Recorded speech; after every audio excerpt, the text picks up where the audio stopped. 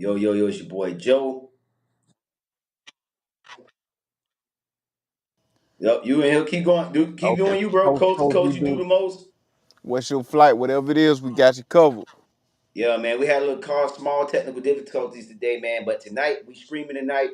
Co-pilots podcast, late night edition, the stream, bro. What's been going on, Greg? Hey man, the same old man. I'm out here in Missouri right now, man. From here, I be headed, back on the road, man, back to Tennessee.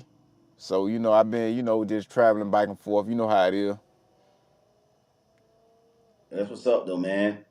So, man, we gonna get right into it, man. I'm actually in the middle of typing up the banner right now. But college football weekend, man. Week one, some big games on this weekend, man. And what's your thoughts, Greg, man? We're gonna just run down some games, man. So let's get right into it, Greg. So I'm gonna let you take off, Greg. What's up? Um, well, week one, man, we got first game. Florida State. It ain't screaming on my channel neither for some reason. For real, it's not streaming. Yeah, it ain't on my channel. Let me see something. Yeah. Go to settings.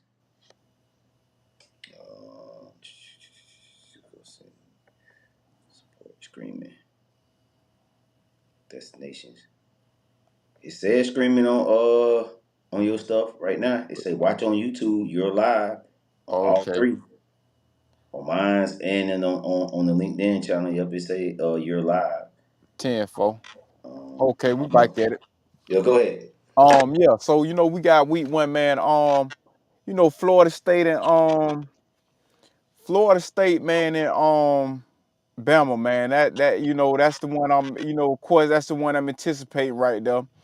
Um, I think this is man, the keys to victory, man. When I look at the only way we stand a chance, man, I think one of the things we got to do, man, we got to be able to stop Jam Miller. You get what I'm saying? And I doubt if we be able to really get back there to the back, get him in the backfield. But if we're able to stop him and everything, like contain him at least, I think that'll help us out. Um, on the offensive side of the ball, man, Castellano, man, he's gonna have to be able to be mobile. You get what I'm saying? Most of the time when we're playing teams like the last couple of years, we have had a pocket passer outside of Jordan Travis. If we look at the last time we played them, we had what's the guy from the Haitian kid from out of Orlando, Talking about Francois. Francois. Then he got hurt. Then James Blackman came in, which both of these guys was pocket passers. Now we have a dual threat, and one of the things that I think also that could help us out, that benefits us, is having Gus Malzahn. Gus Malzahn beat Bama before. If it's anybody that understand playing against Alabama, it would be Gus Malzahn.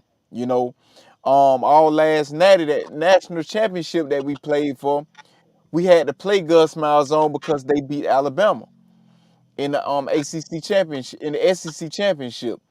So I look at one of the things that can help us out, man.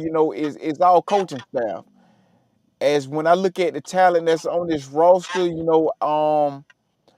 I'm hoping that it pan out. I'm hoping that we got a diamond in the rough and everything like that there. But I think the coaching staff is key when we look at this team. But far as Alabama, man, we know that Alabama could possibly have one of the best teams in the nation, like always. When you look at their receiver, they got one of the best receivers in the nation, Ryan Williams, and but they have an inexperienced QB.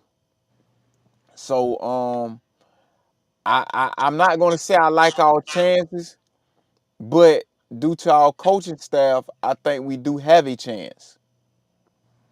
Well, as a nose fan, man, if we can just keep this thing close early, dog. Like I feel like this game could be a blowout, man.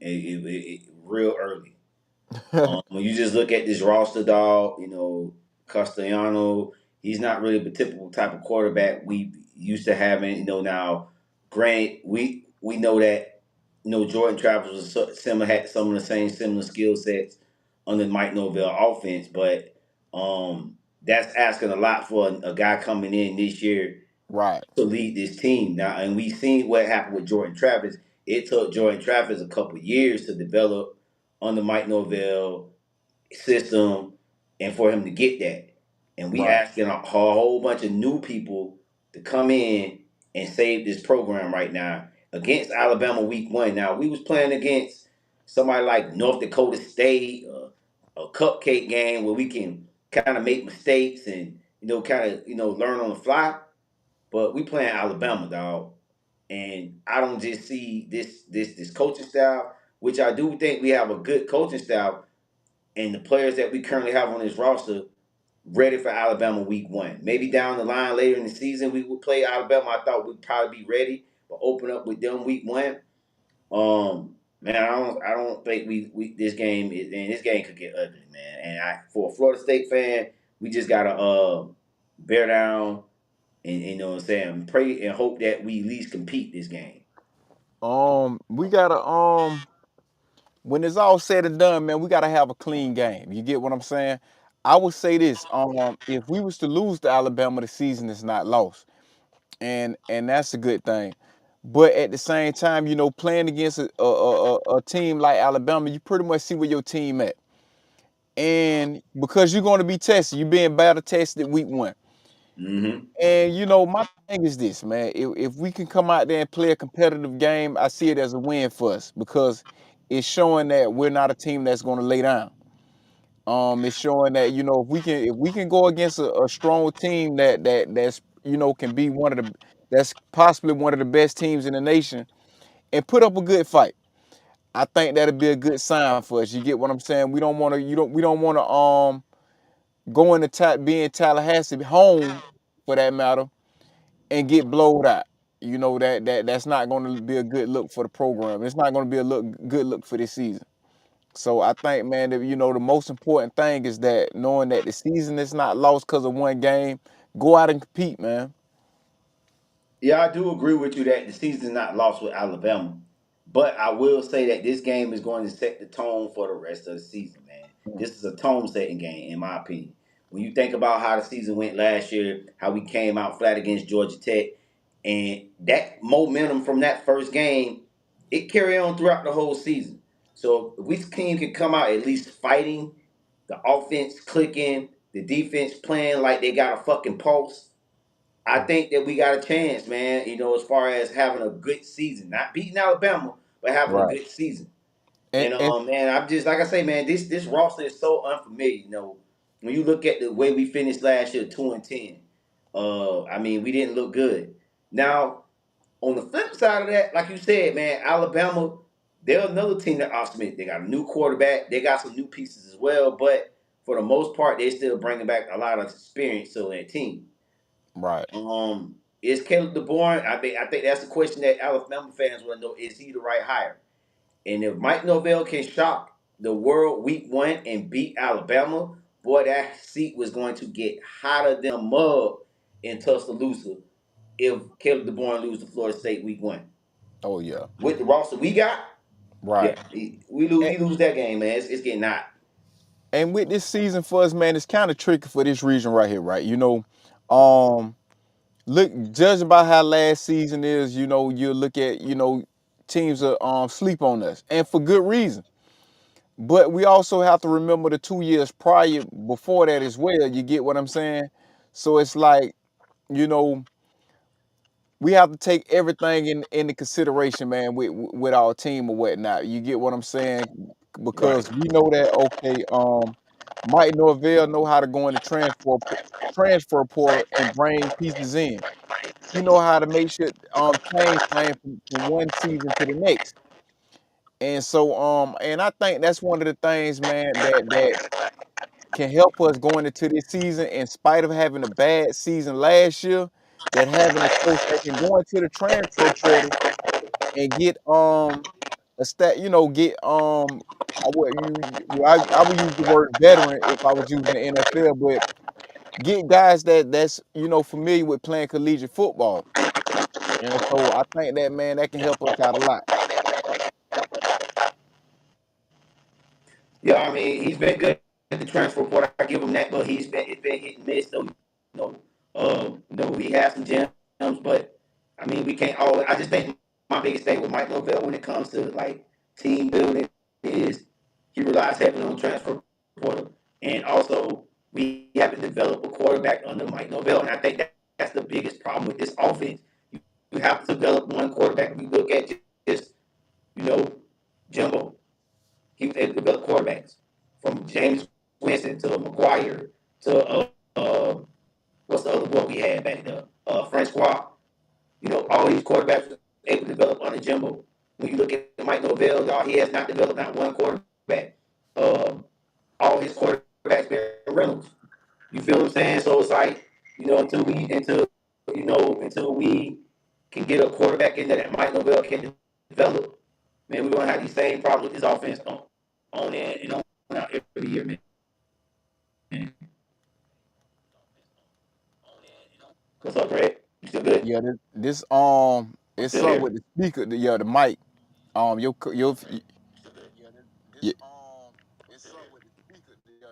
yeah, your mic. It's something. It was like real groggy. But your screen out though.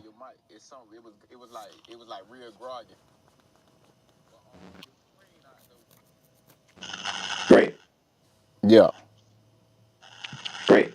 yeah. Yep. Yeah, I hear you. You get me now? Yeah, go ahead. Okay. Finish what you were saying. Nah, I was listening to you when the mic came out when it went out. Yeah, I was done, bro. I was just saying, like, it's gonna be up. You know what I'm saying? Oh, Until we develop a quarterback, we're gonna have issues. Until Mike Norvell have a quarterback, bro, it's gonna be the same. It's gonna be the same thing with this offense, man. And defensively, we gotta hit gold on our transfer portal. We haven't really hit big on defensive side since honestly Jermaine Johnson. right. You know what I'm saying? We Hey, got Jermaine Johnson, Jared Verse, I think the same around the same time. do you got like is it with your mic, right? You probably may have to push it back, 'cause like when you push it up, it kind of started staticking real bad, like on your end.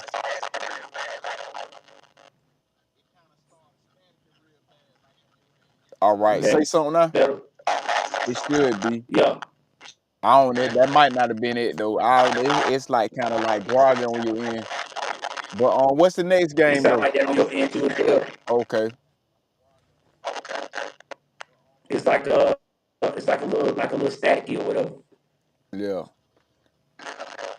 I Now think, from man, the honestly, it's probably like the how we using so we just like go to the the next software or game. whatever, man. Because it was acting up earlier, dog. Like, and that's something that we got to look into get some new software, man. Because I'm kind of getting fed up with this Nvidia shit, man. They keep fucking up and shit. So I'm gonna start. I think we're gonna move over to StreamYard pretty soon. What's the next game? The next game, dog. Let's talk about uh, uh, Florida Gators. Now we know they got a cupcake game this week. I think they playing like Stonebrook University or some bullshit. They got a cupcake game this week. Oh yeah, they got a Uh, tune-up game. yeah, they got a little tune-up game. And when you think about this Florida team, man, and I'm just gonna say this to all Florida fans out there, man. Y'all been talking a lot of shit. Y'all been talking shit about Florida State. Y'all been on y'all high horse. Yes, y'all had a good season last year. Y'all motherfuckers better win the SEC. The much shit as y'all been talking, as much shit as Florida fans been talking, you better win the SEC this year. They ain't winning the This SEC. is Billy Napier's most talented team. He got to win something this year, dog. That's all I'm gonna say on Florida, dog. I'm gonna let you take off. They not going to win the SEC. I mean, like week one, I expect them to win. It's gonna be by a landslide. So that game ain't really nothing to talk about. I got Florida penciled in as the win on that one, like easily.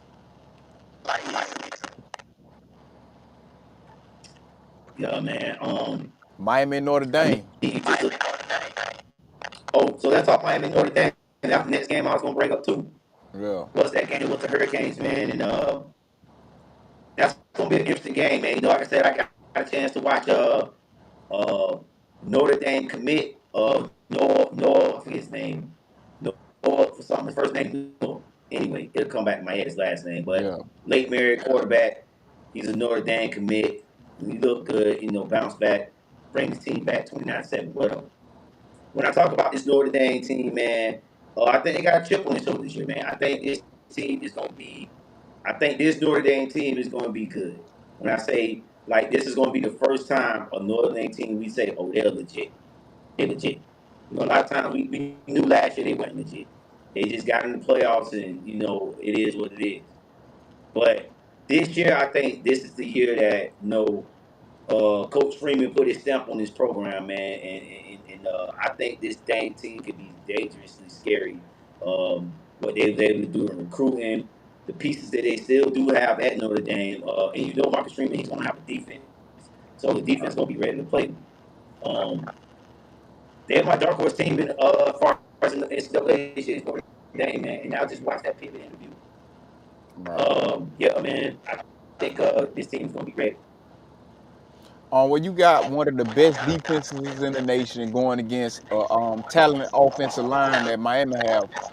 Um, I give the edge, a lot, and it's probably going against what a lot of the sports writers and everything like that. There are most people going with Miami, but I give the edge to Notre Dame for this reason. You get what I'm saying?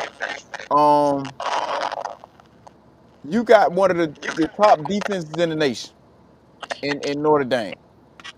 You know, then you got one of the top running backs on the other side, and that's a decent combination. Now, granted, Miami got the better quarterback. They got the better quarterback. But let's be honest. When we breaking everything down, the reason why he left. He left Georgia not because he was chasing more NIL money or because he was going to greener pastures. He left because he was going to lose his job to Gunnar Stockton. You know what I'm saying? And so, under Kirby Smart had got the most out of him. You know what I'm saying? He got the most up out of him. And so now he's going over with Mario Cristobal. So, I mean, let's be honest. It's not like, he lucked up with Cam Ward. But let's not make it like Cristobal is some type of quarterback whisperer or something. You get what I'm saying? So I don't see that. I don't see him like having this Heisman, this Heisman hopeful season, and and taking Miami to the promised land. You know. So now, although a good offensive line is going to help him out. Now, granted, last season, he had a down year, and that was due mostly because he had a lot of drop passes. Georgia last year led the nation in drop passes. But at the same time, you're not going into a better situation, with going to Miami. You know, when you on the Kirby Smart, Mario Cristobal, we know who the better coach is. We know who the better program is. You know, so like I say, man, when I weigh the two teams, man, I think that um, I think Notre Dame is more fundamentally sound when you look at as an established program. Miami cannot get out their own way. They cannot get out their own way. You know, last year they locked up with Cam Ward. That's over with. So I just see Notre Dame as the better program right now. And I totally agree with you, Craig. this I think too. Notre Dame is the better I team, don't I, and I I don't think think Miami going to be able to stop. I don't think Miami going to be able to stop Love in the backfield neither, man. yeah, that boy a beast. And I agree with you as well, man. I think Notre Dame is the better team. Honestly, bro, I'm just gonna call it a band, bro. I think Miami gonna get DJ Oblate this year. And what I Yeah. mean by that is they're gonna get a bag. They're gonna get a bag of bad goods. You He's remember him, better than man? DJ. Like, that, He's better than DJ. I ain't saying he ain't better than DJ, but what I am saying is this: the expectation that they putting on him, he's not gonna live up to that expectation. Right. You know what I'm saying? And I feel like they setting him up. So I mean, I don't know, man. I mean, I just think that when you think about in the grand scheme of things, dog, you're gonna have to when you look at it, dog, it's like, man, I don't know, man. I don't see a situation where Miami can win, man. I just think that again, Mario Cristobal, dog, what they asking him to do, I don't think he's gonna be able to deliver, dog. I don't think he's gonna get them to an ACC championship this year. Right. I just don't see it, bro. So, Um, I don't see he can get them there, bro. I just think that Carson Beck was a reach. That was something you guys didn't want another team to get, and you thought this would be the missing piece with all the people y'all have, and y'all think you good enough to win the ACC, bringing on Beck. But I don't think it's good enough, bro. I just don't see it. Like you said, Chris Ball got to stay out his own way, man. right. See, for me, Carson Beck is not the problem. Is not bringing Carson Beck in. You know what I'm saying? I think Carson Beck is a good collegiate quarterback. Matter of fact, I would even go far and say he's a great collegiate quarterback.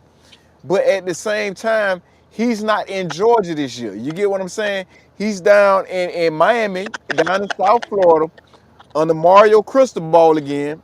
I mean, I say again because I'm bringing his name up. He's under Mario Cristobal, and like I say, man, I don't think he's going to be one of those coaches be able to get out his own way. When you at a program, and see, this is my thing with the U, right? When you go to a program like the U, it's like going to the Cowboys. It's high expectations when you go to these type of programs, and certain coaches would not be able to get the job done. Cristobal is not the coach for. He is not the guy for the job. Now, could Cristobal go to another program and be a good coach? Possibly. You know what I'm saying? He probably could. But he is not the guy for Miami. And much as they want to force this, you know what I'm saying, down south, he's not that. You get what I'm saying? So, and I mentioned this before when I was talking about Jimbo Fish. I would hate it if they was to get him. If Miami is smart, that would be the guy that they should go after, Jimbo Fisher. All of that talent that he was drafting, bringing to Tallahassee, bringing to Texas A&M, man, he would cause a lot of those guys to stay home down south and go to the U. You get what I'm saying? But I'm let me talking ask about, you man, this though. Let me ask you this. I think you big on, you know, Jimbo going to Miami or whatever, and it be a home run. My thing is with Jimbo is I think he kind of struck lightning with Florida State. I still do think Jimbo is an excellent when it comes to offensive coordinating, being in, of an offense, those things, developing quarterbacks. I think he's outstanding at. But when it comes to just like managing the team, expectations, things like that, getting guys, I think that's where Jimbo lose me at, man. And I don't think if they were to get Jimbo, I think it'd be similar results as Mario Cristobal, maybe slightly better. But I don't know, man. I mean, I to just what I don't know, man, about Jimbo, bro. I think he got caught like, but I think he's like I say, a hell of an offensive coordinator, dog. We know he can call plays, but I Jimbo think is the too team good of a aspect of it, he recruiter. found out with SS and M. So you got to think, Jimbo just got too big for his britches. You know what I'm saying? He went into the SEC. He thought he was better than what he was. And although he was able to get a lot of these recruits, but you still gotta go against Nick Saban. You get what I'm saying? You still had to Right. go against Ed Ogeron. You know, you still had to go against these guys that were still in the SEC. So then, not to mention these small teams that you lost to. So it's like, man, he kind of lost the team after so many seasons. But like I say, man, playing in the ACC, like he did in Florida State, I think he would be in a similar situation. And and yeah, and a lot of those guys will still be I'm gonna home. go. I'm He'll have fine. a lot of homegrown talent. I got you. Yeah. Hello. Mm-hmm. I'm still here. Yeah. Go ahead. Yeah, I finished. I was talking Can you about hear me? Jimbo.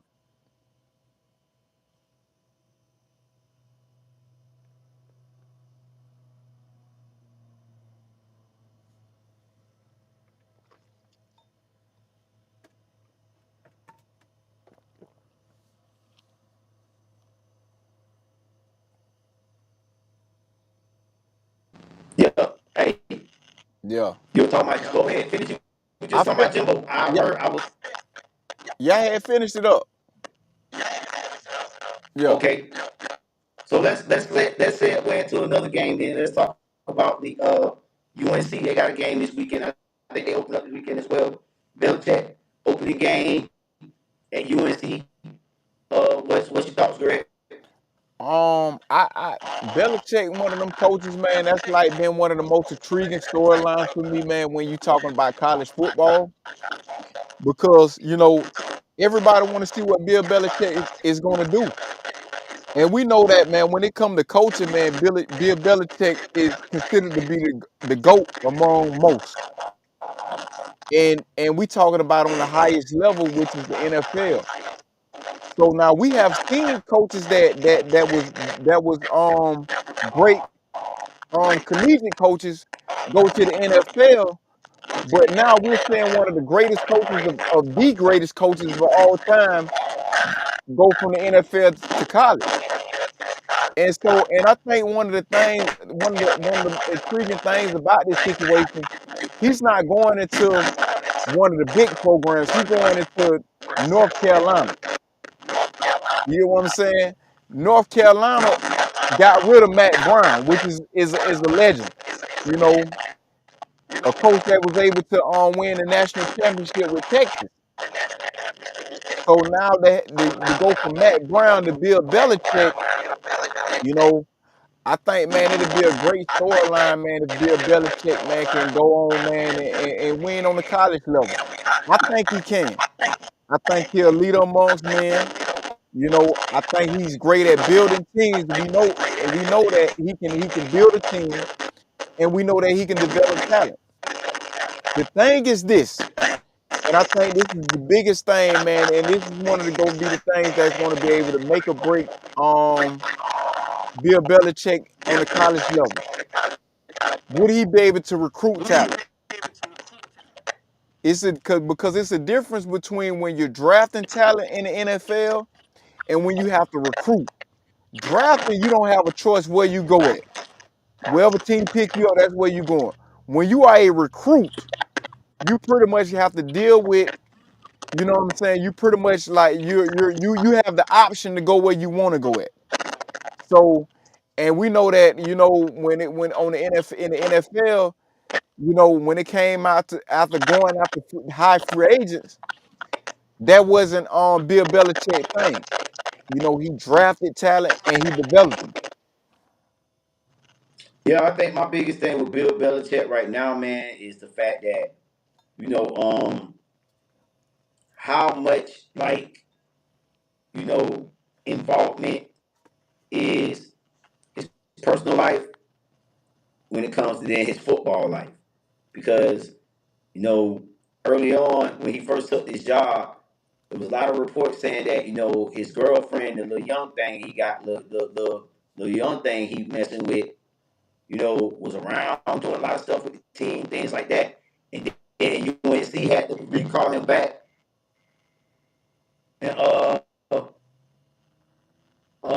and tell him basically, um,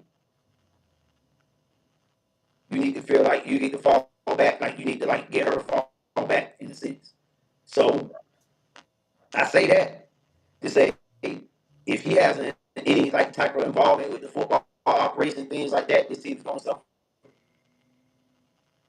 So I mean, that's why I'm at with UNC. Do I think Bill Belichick can coach?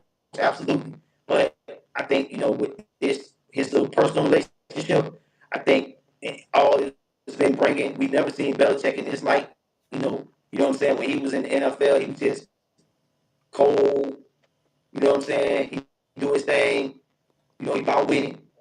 Now he got NFL, and it's just like I don't know, man. He seems like I don't know, man. How much he into coaching? That's what I think I'm getting at. Dude. Is he really about winning at this point in his career, in his coaching career, or is it just you just doing this to honor your dad? I think his dad was at Notre Dame or something like that, UNC or something like that.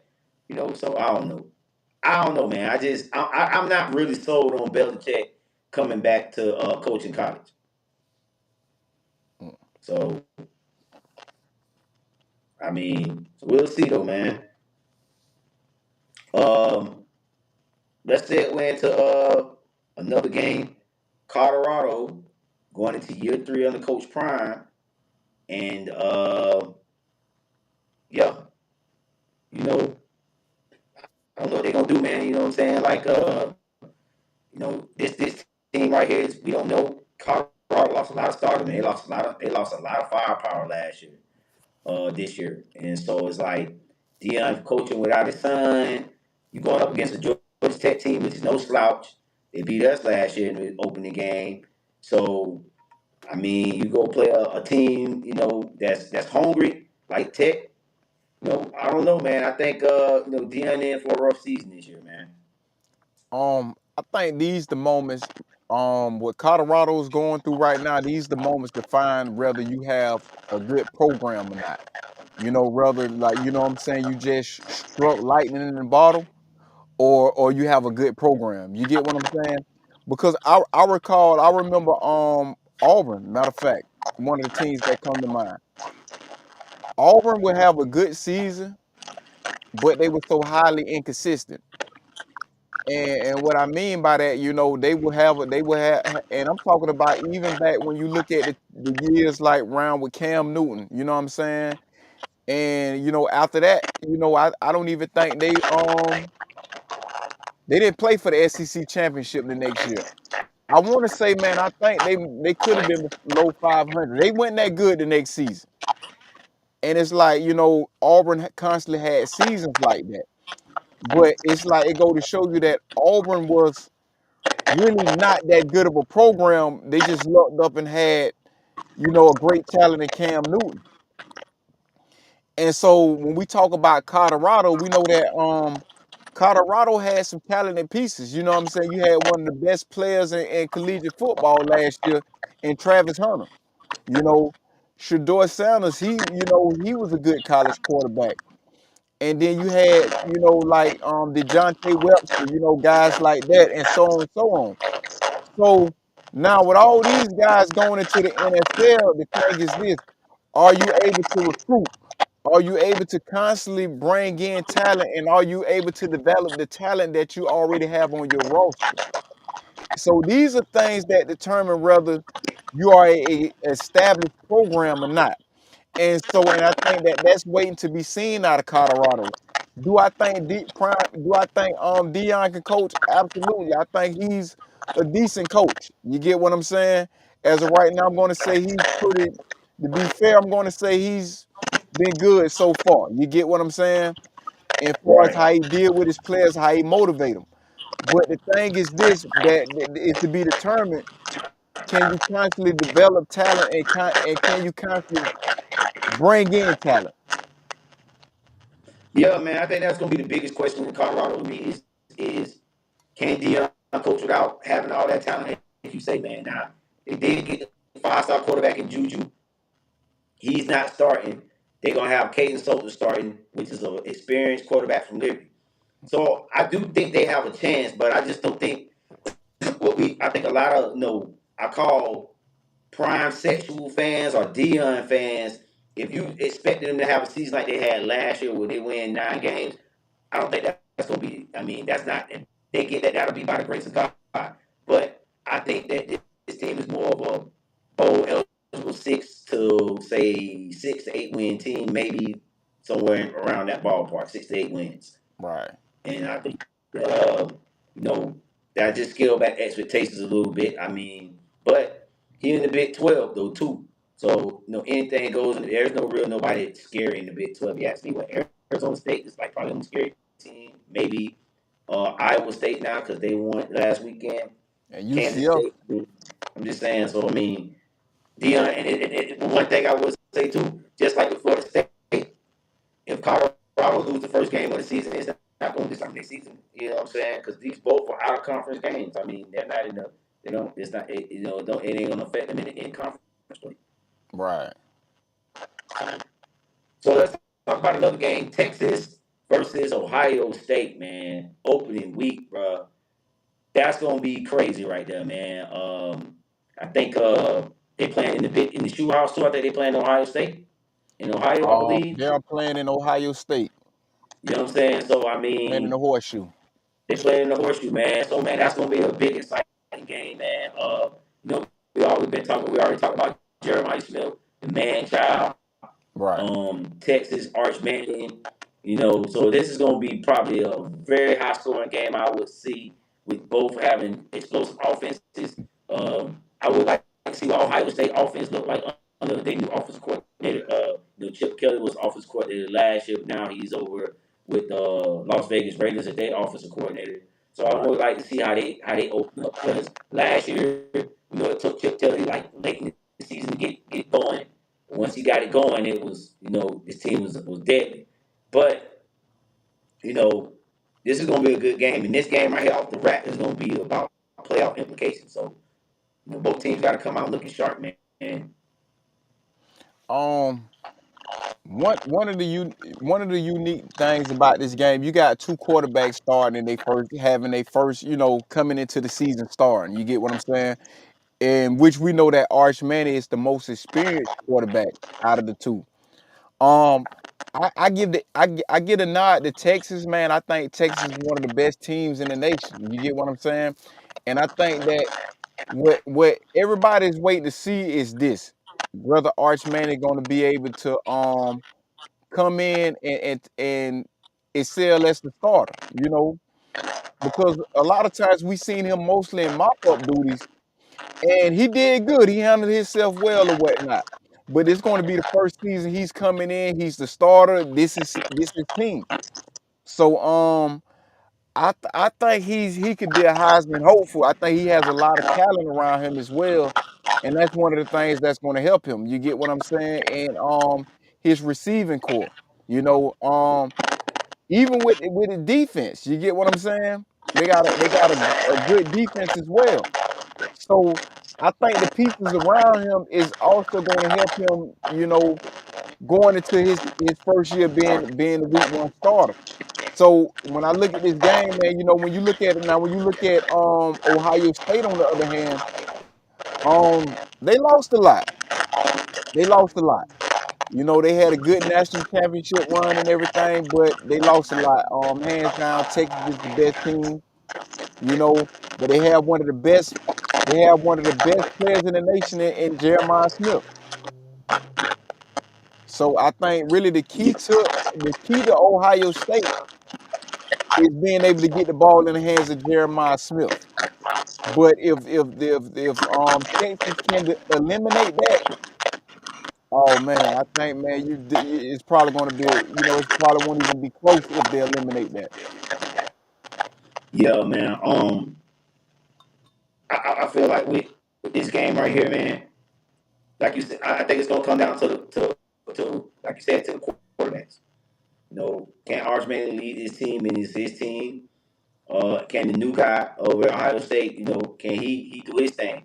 I give an edge to Texas as well. I just think that Arch Manning is his moment, this is time, and I think this Texas team is going to be one of the top teams in the country this year. They team to beat right now, man. They earned it, and I think that when you look at the way they finished last year, they came in with a chip on their shoulder. And I think Steve Sarkisian has really found his stride in Texas now. He's really not, he shoved the monkey off his back from the USC days and all that. And now his Right, guy's really like, he got his team good, looking good. And I think they'll be ready to come this Saturday to play against Ohio right, State, man.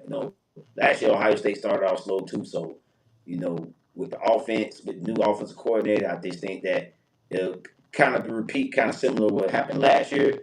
They get it started slow a little bit, and then they get it going later on. But Ohio State as well, I think they'll be a playoff team too as well. Big right. 12. You know what I'm saying? So another game we got to talk about. I think this probably might be the last game, big game that come up for the weekend. is LSU play Clemson. Okay. Um. This is a big game. Got Nessenberg, what was the quarterback name? Nestler Oh, for Nussmeyer. LSU. Nussmeyer. That's my yeah. I can't pronounce that. And then you got Heisman hopeful. A lot of people saying could be a first round draft pick as well. Is K. Clemson Clement. quarterback Cade Oh, Klubnik. both of them So could be. this game is going to be very good. My thing is it ain't even really about Clemson because everybody thinks Clemson's going to win the ACC this year with their defense and everything. I want to see what Chip Kelly, not Chip Kelly, but Brian Kelly do week one. We see him lay an egg every fucking year opening college weekend. He laid an egg 5 weeks last year straight. against USC. He laid 2 eggs with Florida State back-to-back years. Can he get his team to come out playing on all cylinders game one? That's what's going to be the test in this story for me, man. Go ahead, Greg. I agree, man. The last 5 seasons, man, he has lost. You know, and so now this, and I think that this going to be 6. He's going against Clemson. Um, my thing is this. My thing is this with Clemson, man. I think Clemson got one of the best teams in the nation. I can see Clemson possibly winning it all. You got Cade Klumnik, probably could be one of the best quarterbacks in the nation. Then not only that, right? And people have to understand this, man. You got a Clemson team that's not only have a quarterback in the defense, man, they also have a talented receiving room as well. You got to think the last couple of seasons, man, that's one of the things that has been missing from this Clemson team. Is not having receivers out there. You get what I'm saying? So I think the last receiver they had in Clemson that was a stud was Justin Ross, and he was battling with injuries a lot. So they had 2 young receivers that started developing late in the season last year, and so now that both of these guys now are going into their sophomore season. So, and I think that this is going to help Cade Klumnik out a lot. So I got Clemson winning, man, and I think like, man, when it come down to it, man, we could be looking at a national championship with Clemson and Texas playing for it. Whoa, you got it like that though. Yeah. I want to side with LSU, and I'm being biased because I want Clemson to fucking lose because that'll help us out if we Yeah. lose to Alabama. You feel what I'm saying? Uh, in the standings or whatnot. So, I Nah, we mean, just I do gotta think handle this business. team is underrated, man. I think this team could be good, but Mm. I think Brian Kelly, he knows that the media and people know that this guy, his teams come out flat. So I think that he's gonna have a chip on his shoulder, and I think that this team it will beat Clemson. I need him to beat Clemson. You know what I'm saying? I'm hating, but I need him to beat Clemson. Right. I think the thing is, man, and this is key for LSU, right? Their front seven. Um, they got 5 returning starters on their front seven. You know, their secondary pretty much like new guys and whatnot. I want to say guys they got out the transfer portal. So Right, you got their front seven going against a stout line in Clemson. You get what I'm saying? They got one of the right. best offensive lines in the nation. So that is one of the things that I say, man, that will help LSU. They have to win at the line of scrimmage. Do I think it's going to happen? No. But this is what they have to do. You know, um, the thing is, man, and when I look at Brian Kelly, I have to examine him just like I examine Jimbo Fisher. You know, So you think LSU got rid of Ed Ogeron, which right? I did not agree with that move. You bring in Brian Kelly, I guess you thought the team would be better. Brian Kelly has underachieved with with a high with a quarterback with could have been the best quarterback in the nation that year. He won the Heisman. And what's the kid name? Jaden Daniels. Jalen Daniels. You had Brian Thomas Jr. And you also had the other receiver, Neighbors. huh? Neighbors, Malik Neighbors. Yeah, neighbors. Right. And you could not get out your own way. You know, you lost to Florida State twice back-to-back seasons. You know, and we caught y'all in the rebuilding process when we was rebuilding. You get what I'm saying? Right. So I think that, man, I think, man, my thing is this, man. Could Brian Kelly even possibly be on the hot seat? Man, You I know? think he is this year, man. I think if he come out the same way he's came out all these years with his team coming out flat first game, I Right. think that seat gonna heat up because dog, Look what are at you Notre paying him Dame. for, dog? What are Look you at paying Notre him Dame. for if you can't get them ready? Right. Look at Notre Dame. Look at what Freeman Marcus doing Freeman, over in Notre Dame. yeah, You get what I'm saying? And not to mention he's doing this with less talent. You he know, doing it with you his can and he say doing it with you his can say recruiting. Brian Kelly was a better recruiter than him, but man, Freeman is out coaching him. You get what I'm saying? Right. They went to the college playoffs and everything. Now I think they went up on with Brian Kelly as well. You get what I'm saying? They did But go 1 year under Brian Kelly and got right. their ass But let's be right. honest, man. Freeman has the lead, a less talented team than he had, and he's still Yeah, getting he the job did. done. Yeah, he did. So I think that my thing is this, man, and my biggest thing is this, man. You went to a better program in the SEC. You're getting better talent. Right. You know, you had the Heisman Trophy winner and Jalen Daniels. You still did not get the job done. You get what I'm saying? A lot of your guys went into the NFL. You still did not get the job done. So you have underperformed with the roster you had. So I think that, man, when you look at this season, man, I think, man, that seat finna start heating up, man, in Death Valley.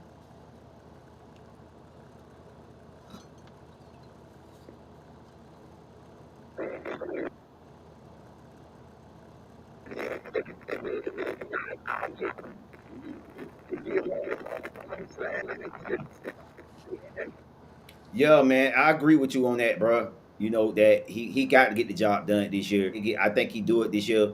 And then maybe I can say it's my bias, but LSU always have talent, man. They've always recruit well, and they should be able to get this. They should be able to get it done, man. Right. So I'm sitting here thinking of the rest of the college games, but I think we covered all the big games over for the course of this weekend. I'm excited, bro. We talked about what? About one, two, three, four, five, six, seven. We talked about what? 10 games. I think we're gonna have a good college weekend opening weekend, man. This one of the best this one of the best college weeks, like week ones that I ever seen, right? And because you gotta think, man, for the longest, when you I had the can't wait BC, back here next week and talk about the reaction, my reaction. yeah, like for the longest, this is gonna be one of the best So college Greg, weeks. man, you want to start with some NFL talk? Hold on, I was talking about college. Hold up, 1 second. You can hear me? Yeah, it froze up on me. So Can you hear me? It just went offline.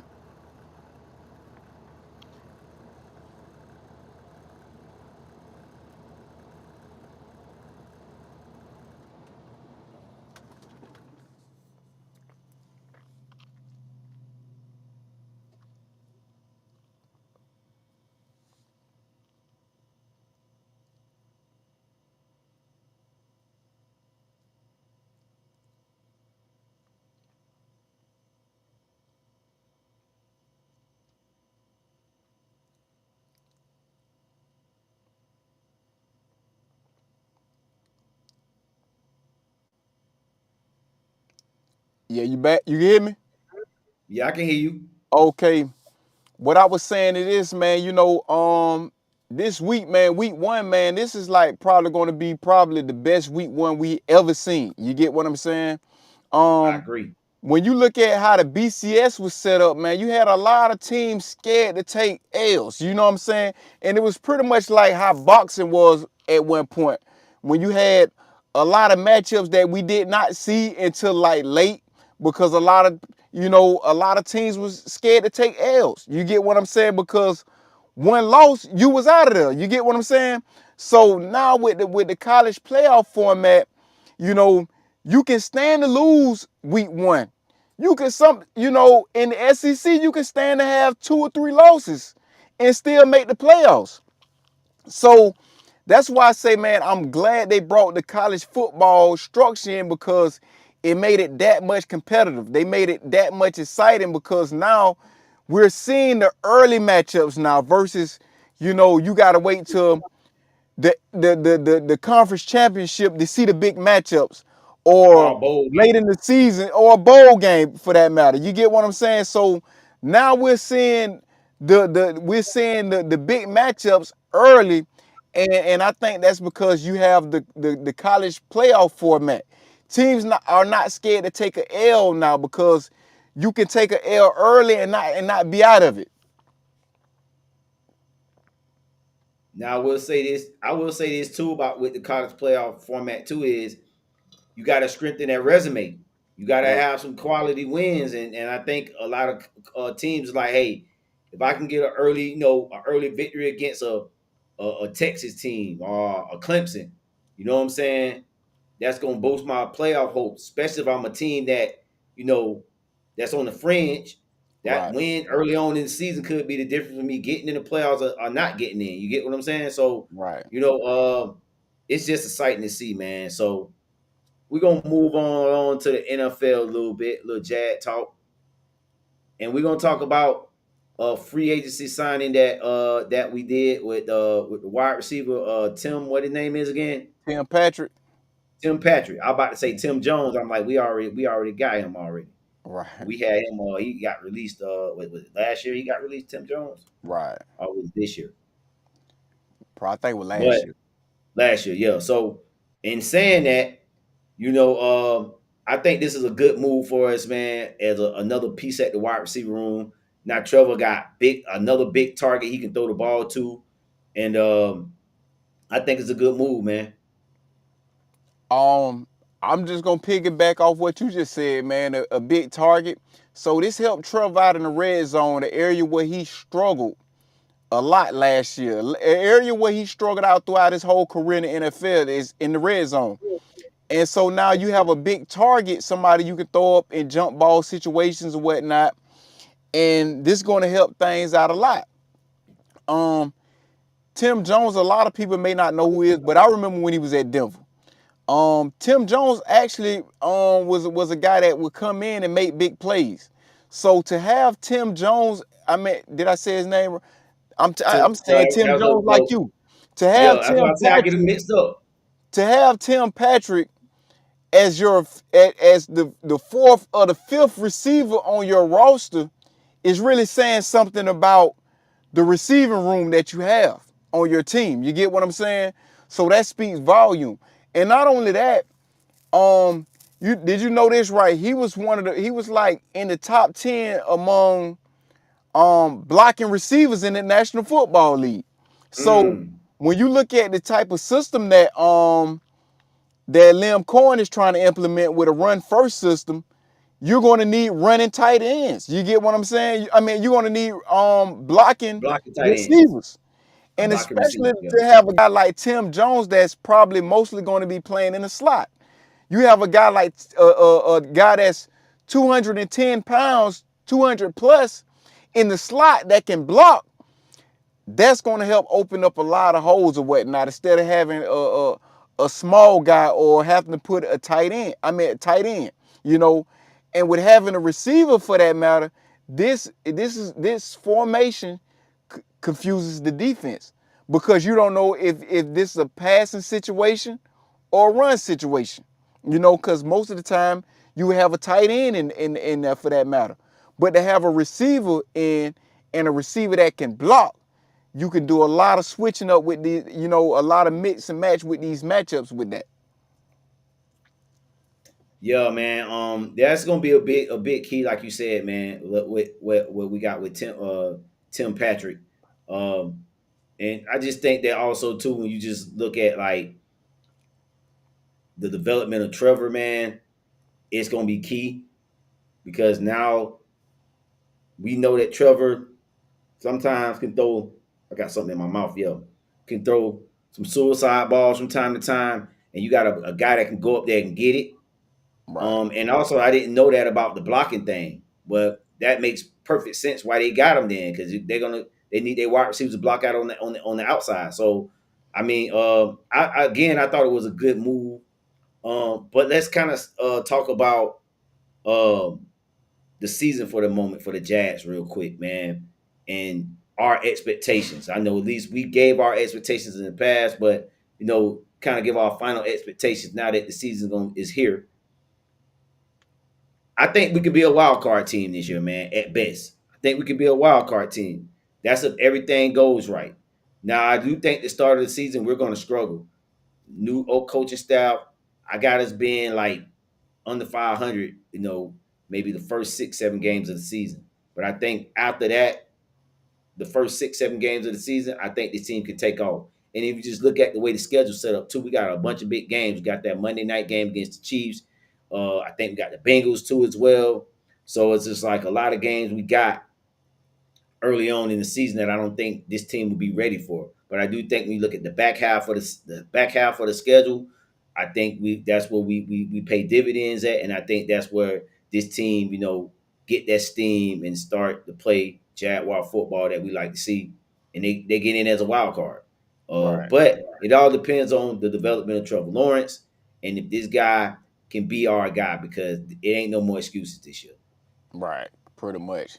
And I think that's really what everybody want to see. Like, man, what we seen what Liam Cohen was able to do with Baker Mayfield. So we're pretty much hoping for the same results. You get what I'm saying?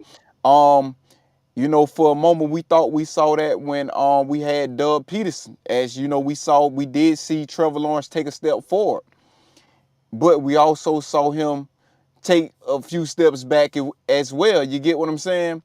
Um, I don't expect him to play as bad as he did last season. You get what I'm saying? I don't expect that. But, I do expect him to be better. Um, I think this team should be better.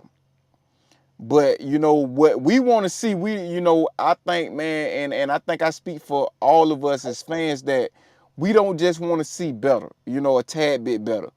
We want to see elite. You get what I'm saying? We've been waiting on this for the longest. It was a reason why we tanked to get Trevor. And yes, I said tank because I believe we tanked that season purposely, you know, judging how everything went, So it was a reason we didn't tank to get Trevor just to be mediocre.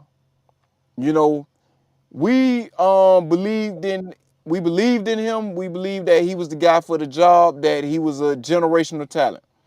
I don't think it's over with for him. You know, like I said, I think, man, as time goes on, the game's gonna slow down. I think, and like I always say, it's the small things that I want to see him get right. Yeah, man. I think we both in agreement that that Trevor Lawrence is one of the main key pieces in the success of the Jaguar season. But but let's go around a little bit, man, and let's talk about some predictions for the NFL season, man. I got my list of predictions. I'm gonna read off mine, and then I want you to read off your predictions. All right. So mine's I got AFC South. I got Texas winning the division, and I got the Jaguars as a wild card. I mentioned that earlier. AFC East, I got the Buffalo Bills. The AFC West, I got the Chiefs and the Chargers, with the Chiefs winning the division. And then the NFC North, I got the Ravens winning the division, and I got the Bengals as a wild card. Mm. Um, over there. Okay, now I finna the West. I pretty much well, I'm gonna say this, man. I like Buffalo, man, to win the NFC, the AFC East. I mean, hands down, we know that Buffalo the better team, Josh Allen the better quarter. We talking about one of the best quarterbacks in the National Football League. Um, I like when I look at the AFC South, I still like Houston. I still like Houston in the AFC South. I'm hoping that the Jags win. Please prove me wrong. When I look at the AFC North, I like since I mean not since I like Baltimore. Lamar Jackson, one of the top one of the best talents in the game that the game have seen. You know, we look at terms of football player, we looking at probably one of the best football players we ever seen to play in the NFL in Lamar Jackson. Um, then when you look at the AFC West, I gotta go with Kansas City, like hands. So now when I look at my wild card teams, um wild card. This is where it gets tricky. I'm gonna go with the Jags as a wild card team. I'm gonna be biased. I'm gonna say the Jags, even though we know that it's not far fetched. And I'm probably gonna have to say the Chargers as well. We know that All the right. Chargers keep a good team or whatnot. They're under Jim Harbaugh, and I'm gonna go with the Chargers. All right. So let's do NFC teams, man. I'm gonna go with so now the NFC South. I got one team coming out of NFC South, but I think it's either be the Bucks or the Falcons to win that division in the AFC South. I don't think two teams come out that division. The NFC East, I got the Eagles, and I'm gonna surprise a lot of people. I got the Cowboys on them. I think the Cowboys will be the wild card team in that division. I feel like this year of when we look at training camp, there's a lot going on with Michael Parsons, and we know Dallas is full of drama. But it was one thing that I found that I was doing my research with this Cowboys team is the fact that a lot of these players, whatever, they respect the hell out of Brian Schottenheimer for some reason. And I think this guy, being that this guy is son of the legendary Marty Schottenheimer, I just think that this guy, hitting his DNA, he's gonna coach these guys up. And I think that, this team might be, I'm not saying they can go and win this damn Super Bowl. Definitely not saying that. But I will say that this team can be a wild card team. Definitely can be a wild card team. My other the NFC West, I got another surprising team. I got the Rams winning the division, and I got the Cardinals as the wild card team. Mm, And then in the NFC North, I got Detroit and I got Green Bay, with Green Bay being the wild card. okay. Um, I'm gonna start with the NFC East. I like Philadelphia, of course, and I like Philadelphia. Um, when I look at the NFC South, I like the Bucks. I think they pretty much have one of the most complete teams over there. The NFC West. Um, damn, I'm forgetting who all in the West. I'm tripping right now. You got in the I'm West, you tripping. got That's San Fran. 49ers, Yeah, that's you got the San Fran. 49ers, you got Yeah, the I got. Cardinals, Yeah, and you got I got the 49ers winning that one. I got the 49ers winning that. A lot of people think the 49ers are going to take a step back, but you got to also look at the Cardinals, you know what I'm saying? You right. also got to look at the that a lot of people not sold on. I think the Cardinals could surprise people and take a step forward. I think they can be a dark horse team this year, the Cardinals. Me You too. coming into the second year with with Trey Benson and also Marvin Harris Jr. So they can surprise a lot of people. But let me finish who I was. I got San Fran winning that division though, and then the NFC North. I got to run it back with Detroit. Got to run it back with Detroit. I got the Okay. Cowboys as my wild card, of course. Okay. Cowboys as my wild card. Um, and also I want to say the Cardinals so bad. I want to. As a I matter of got the fact, Cardinals, man. I like the Cardinals, man. I'm going to say Green Bay, but the Cardinals are definitely in that is in that conversation. But the thing is, do they go above Minnesota? That's my thing. Man, I forgot. But you know what though? I thought about that in my pick, and I was like, man, I think Minnesota take a step back. I don't know if JJ McCarthy is the guy, dog. I think Kevin McConnell is a great guy, can coach up offense and get guys to play to what he need to do, the offense need to do. But I don't know if JJ. I don't. I can see this team, not getting to the playoffs. But I can see this team easily going like 8 and 9, 9 and 7, like they just missing the playoffs. You know what I'm saying? Under the Right, first year, under the first, under the Rick, you might as well say, because he didn't play none last year. So right. I mean, that's what my thing was with the Minnesota. I was like, nah, I like Green Bay. I like the two best quarterbacks in the Green Bay, and Jared Goff with the Lions. I thought they were the two the more better quarterbacks in that division. Right. You know. So went around the room on the NFL. Any final thoughts on the NFL? Any stuff you want to talk NFL talk? Hey, you know what we didn't bring up though, and it's going back to when you talking about with college too. What's We didn't up? bring this up, and I don't know if you know this or not. A game that we didn't bring up, and I don't know if it's going to be it could be televised. You got Delaware State playing against Norfolk State. You know who the two coaches of those two teams are, right? You got Yeah, Deshaun Deshaun Jackson and Jackson Mike and Vick. Michael They Vick. play this week. I thought they played later on in the season. They play. I want to say they play this week. Guess where they playing at? They're playing Lincoln Financial, right? Right, they playing in Philadelphia. Team both of them played for. How ironic is that? I know. I thought that game was later on in the year though. Look it up real quick. I think it's this week. I'm not for sure. I could be wrong, but I know they play each other though. They do play each other. They do. I think that game is gonna be televised. That game gonna get some TV time right there, man. I can see that happening. They definitely gonna get some TV time. Got I'm looking it up now, man. Are you right, man? They play October 30th. Oh, October 30th. October 30th. Yep. They play October 30th. I knew it was later on in the season, but Okay. that's gonna be a good ass game though, bro. Two first time head coaches.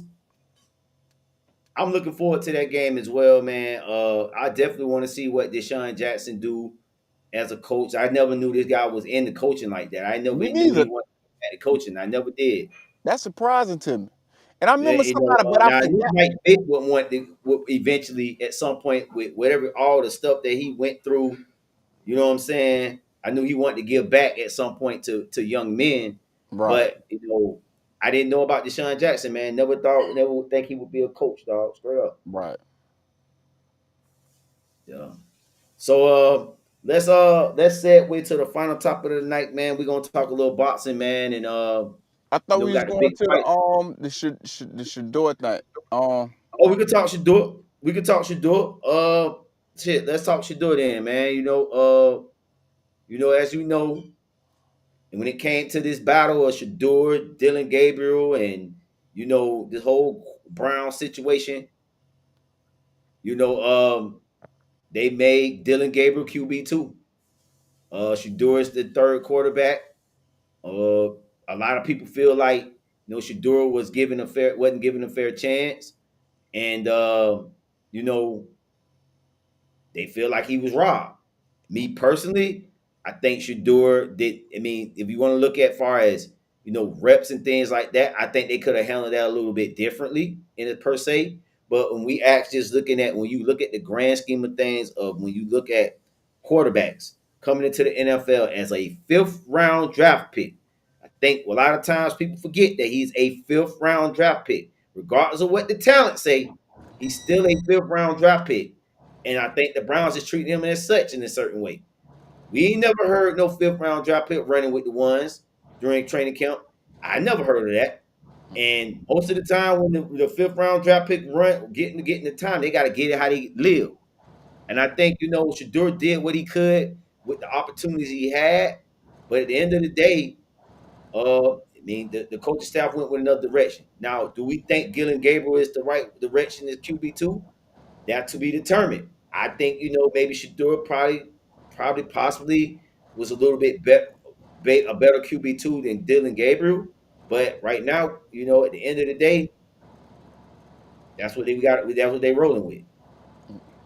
Um, it's like me and you was talking about yesterday. I don't think Shador Sanders was put in the best situation to succeed. You get what I'm saying?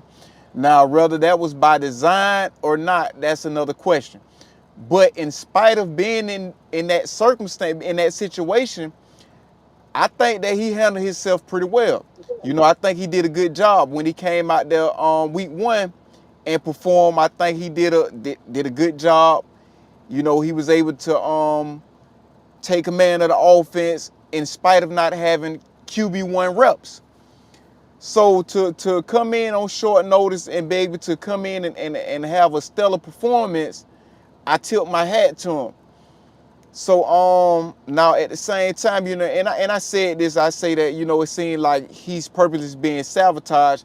I'm going to hold on that. You get what I'm saying? Um, and I'm just going to keep it as he, and I'm just going to be fair to both sides. I'm just going to say that he's not in the ideal situation for a quarterback that we believe that should have been a first round draft pick. Now, when I look at some of the things that I feel that he could clean up, I would say this,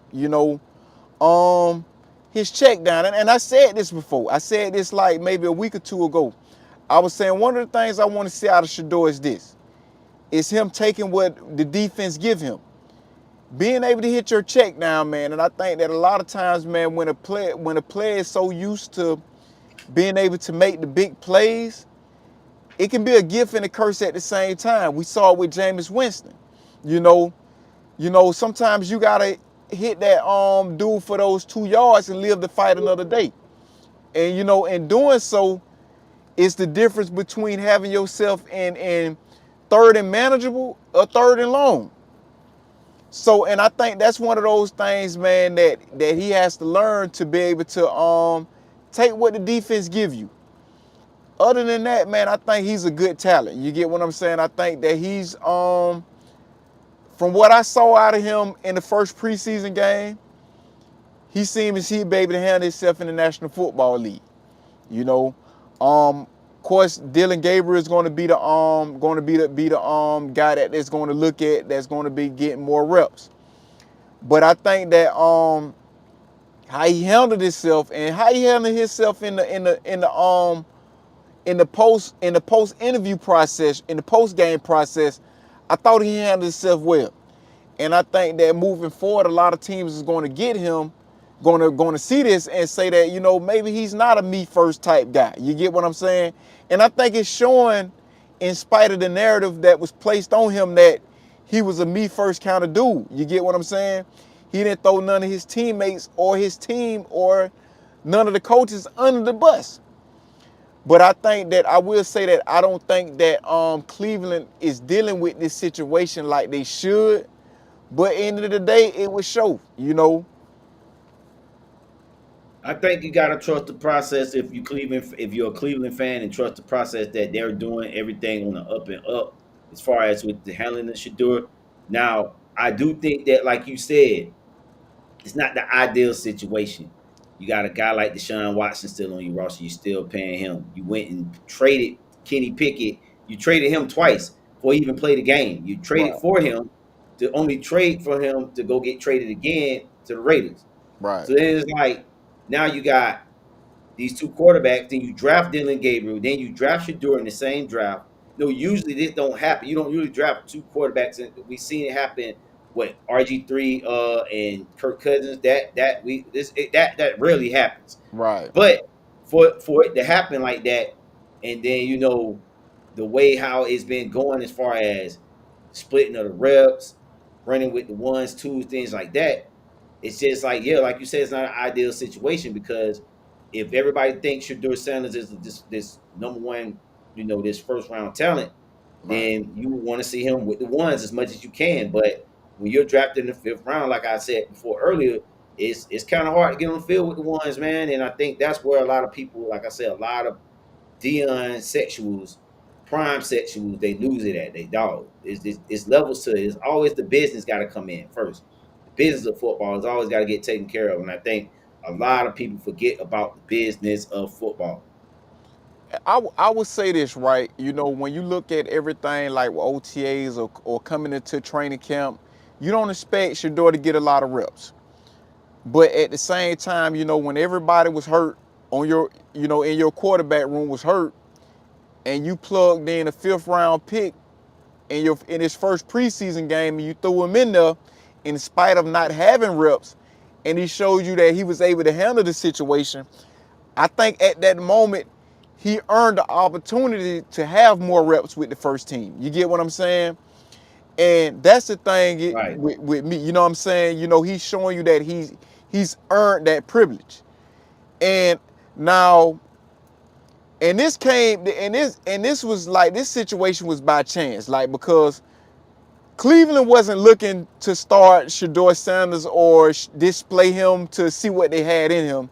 He was just a guy that they drafted. And it just so happened that everybody was hurt. And when it was his time to step up, he was fortunate enough to have that opportunity, and he took advantage of it, you know? And so, and it was a good thing that happened because now his talent has been put on display. And so, like I say, you know, he handled the situation properly. But like I was saying yesterday, this is a situation that Cleveland front office created. This is a monster that front office created because you drafted a quarterback in the third round, then you drafted Shador Sanders, a guy that people believe that was a first round talent. You get what I'm saying? So the noise is going to be loud for Shador Sanders. Versus if you would have drafted Shador Sanders in the third round and Dylan Gabriel. Nobody would have been politicking for Dylan Gabriel to get more reps because it wasn't a lot of people that believed in Dylan Gabriel like that. You know, it would just so happen we saw him in the preseason game and we saw what he was able to do. And he played well. So it's like when you look at, and it's crazy, and I just thought about this. When you look at this situation with Gabriel and Shador, you have naysayers on you. They both of these guys had naysayers on both sides, and both of them had fans on both sides. And I think both of them was able to prove the naysayers wrong in this situation. Well, I will say Shador had one good game, but that last game, bro. I'm just gonna speak for me because I called out a lot of the shit that happened in that second game. That was the reason why he wasn't a first round talent. All that running back, trying to make a play, extend plays. You got to let fight another down, get rid of the ball. Like you was saying, that shit came out. Some of the little things like holding on to the ball too long. All the stuff that I was grading on him about him not being a first round talent, it came out in that second game. And I think when you look at from, and this is why I said that I'm hoping the Cleveland Browns is doing right by Shador, because if I was a head coach, I'd be like, all right, see, I knew that was fool's gold from that first game. Like, yeah, you played good that first game, but can you repeat success? And that's what's one thing about the good quarterbacks, between the great quarterbacks, between the elite quarterbacks, that you Okay, got to be able to do it every single night you step on that field. but how? And you But know I'm what I'm asking. saying? You know, you have bad games. Obviously, you're gonna have a bad game, but in the early on, dog, like right now as a rookie, bro, you gotta be putting your best foot forward, But dog. let It's me an say. evaluation process. But let me ask you this right now. We seen Cam Ward, right? Cam Ward obviously has been struggling, right? You know what I'm saying? But at the same time, he's not being questioned whether he was a first round talent or not. You know what I'm saying? The So business of football right. is where he So got. It's the position. I but keep listen bringing what the business of football. but He listen what I'm got drafted saying. as a first round talent. But this No but this one's what going. No one's going to give him the benefit of the doubt right now. Especially if okay, you're the but franchise, they're gonna but give you this all the lead. Hell, look but how we doing Trevor. but this is my point, right? This is my point. You know, we can't look at one, you know what I'm saying, this one and say, okay, yeah, he's bad or whatnot. You know what I'm saying? If we're gonna and we're not putting that same emphasis on quarterbacks that have probably had played multiple bad preseason games. You get what I'm saying? Like, how many quarterbacks you gonna see come in and just play well with the third, behind a horrible defensive line? I mean offensive line. Like, if we looking at that offensive line was horrible. You know what I'm saying? Not a lot of quarterbacks. When we seen him behind a good offensive line and a bad offensive line, it was like night and day. He was scrambling. He even made a play where he scrambled out and would have completed the pass for a first down, but the receiver dropped the ball. You know what I'm saying? So it's like he's in a situation where he's forced to be a playmaker. You know what I'm saying? And he don't have the luxury to stand in the pocket because the pocket continue to close up on him. You know what I'm saying? But that's where I think a lot of people like the coach. And this is, I mean, I don't know how they thinking, but this is how I'm thinking when they put him out there. This what came to my head. You say you're a first round talent, right? Everybody say you're a first round talent. So I'm gonna put you out there with a bunch of people that are not first round talented guys, and let's see how you cook then. How many? And it How many? showed. But listen to what I'm saying. How many quarterbacks are going to excel in that situation where your offensive line is breaking down on you? You get what I'm saying? We have seen quarterbacks like, okay, like you using that emphasis, right, of him, having that bad game or whatnot to say that this is him. But at the same time, we done seen quarterbacks come in the league that have multiple bad games or whatnot, and we don't put that standard, we don't put that label on them. You get what I'm saying? Media Trevor did Lawrence, this, for bro. instance. I'm gonna be honest with you. Go ahead. I'm gonna let you talk. I'm Trevor gonna, I'm gonna Lawrence, let for you finish instance. your talk. Trevor Lawrence first few like his first preseason games or whatnot was bad. The one he had where he showed out against was against Cowboys. He played one or two series and he looked good or whatnot.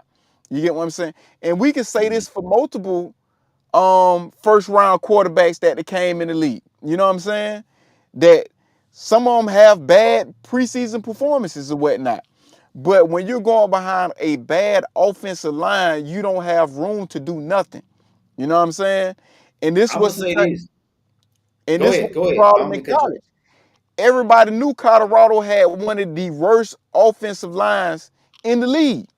So if you have one of the worst you're not going to have time to stand in the pocket and make plays. Let me ask you this. Now, you just kind of proved my point in what I was just saying. You said he had the worst offensive line in college, right? Right. One of the worst ones. So now you get a NFL line that's bad. You should know how to play with a bad line. You But get this what I'm saying? You just told me, hey, he had one of the worst offensive lines. He had to make plays and all this. Now we putting you in that exact same situation at the pro level. Prove yourself. It was ways he could have got out. He could have made himself look good out there by just getting rid of the ball when he's supposed to, but not holding on to the ball, not but all that scrambling, running back, trying to make a play. If you that's could not just let him fight another down, be smart with the ball, like you said, get the checks out, you make yourself look good. that don't equate to your talent though. When you say because you say he's not wasn't a first round talent. When you look at stuff like that, that don't equate to whether you're a first round first round talent or not. You know what I'm saying? How they evaluate you. You know what I'm saying? When you look at rather a person a first round talent or not, you're looking at one of the things. The first thing you're looking at is their arm strength. Second thing you're looking at is their accuracy. You know what I'm saying? Then you're looking at whether they're able to read a defense or not. You know what I'm saying?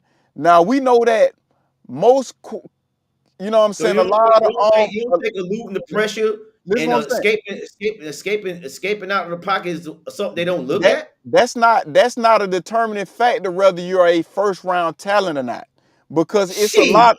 No, it's you not. crazy as hell. I If finna you prove can't stay, if you was a scrap, unless you're a mobile court, I can see it depends, dog. I'm Because finna break it now, down if to you a you. mobile quarterback like a Listen, Lamar Jackson, yeah. listen what I'm finna say. That is not a determining factor when they're talking about if you a first round talent or not, I because they're disagree, not dog. judging I you. big disagree. Listen what I I'm big saying. disagree. They're not judging you now. If you can do those things, that makes you a exceptional talent. That brings more to your arsenal.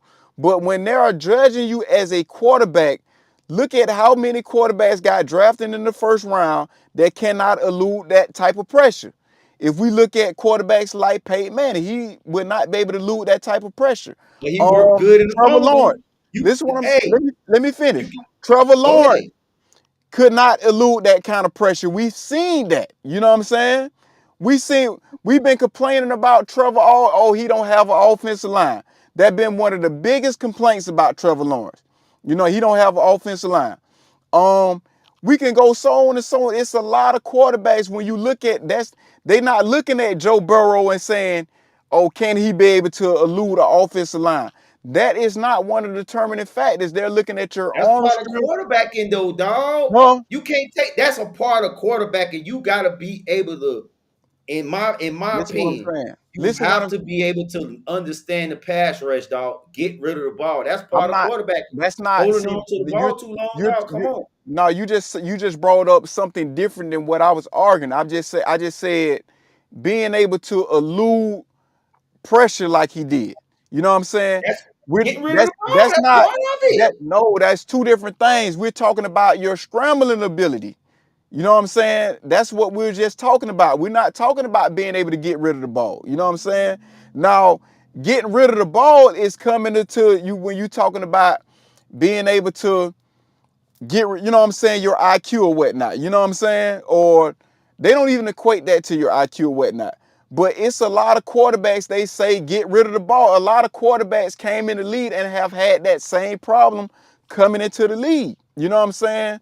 So let's not act like Shedeur Sanders is the only quarterback that had this problem. That's why I say this is not I one of the things. disagree. I disagree. You can't get me. I'm telling you, You're gonna because say whatever you, you're gonna I'm gonna say let it's you not a lot believe, of but quarterbacks. I disagree with it. Can I name a lot of quarterbacks that came in and had this same problem? That But was the first thing is, round you keep talent. saying they came in with the same problem, but who he put this hype on himself. People keep, oh, we should do this, we should do that. He hyped himself up like But he this is was what this I'm saying. God's Oh, gift quarterback. And no, he had flaws. He's a flaw, bro. every quarterback has flaws. That's what I keep telling you. This is what you keep changing my argument. That's what you Well, keep doing.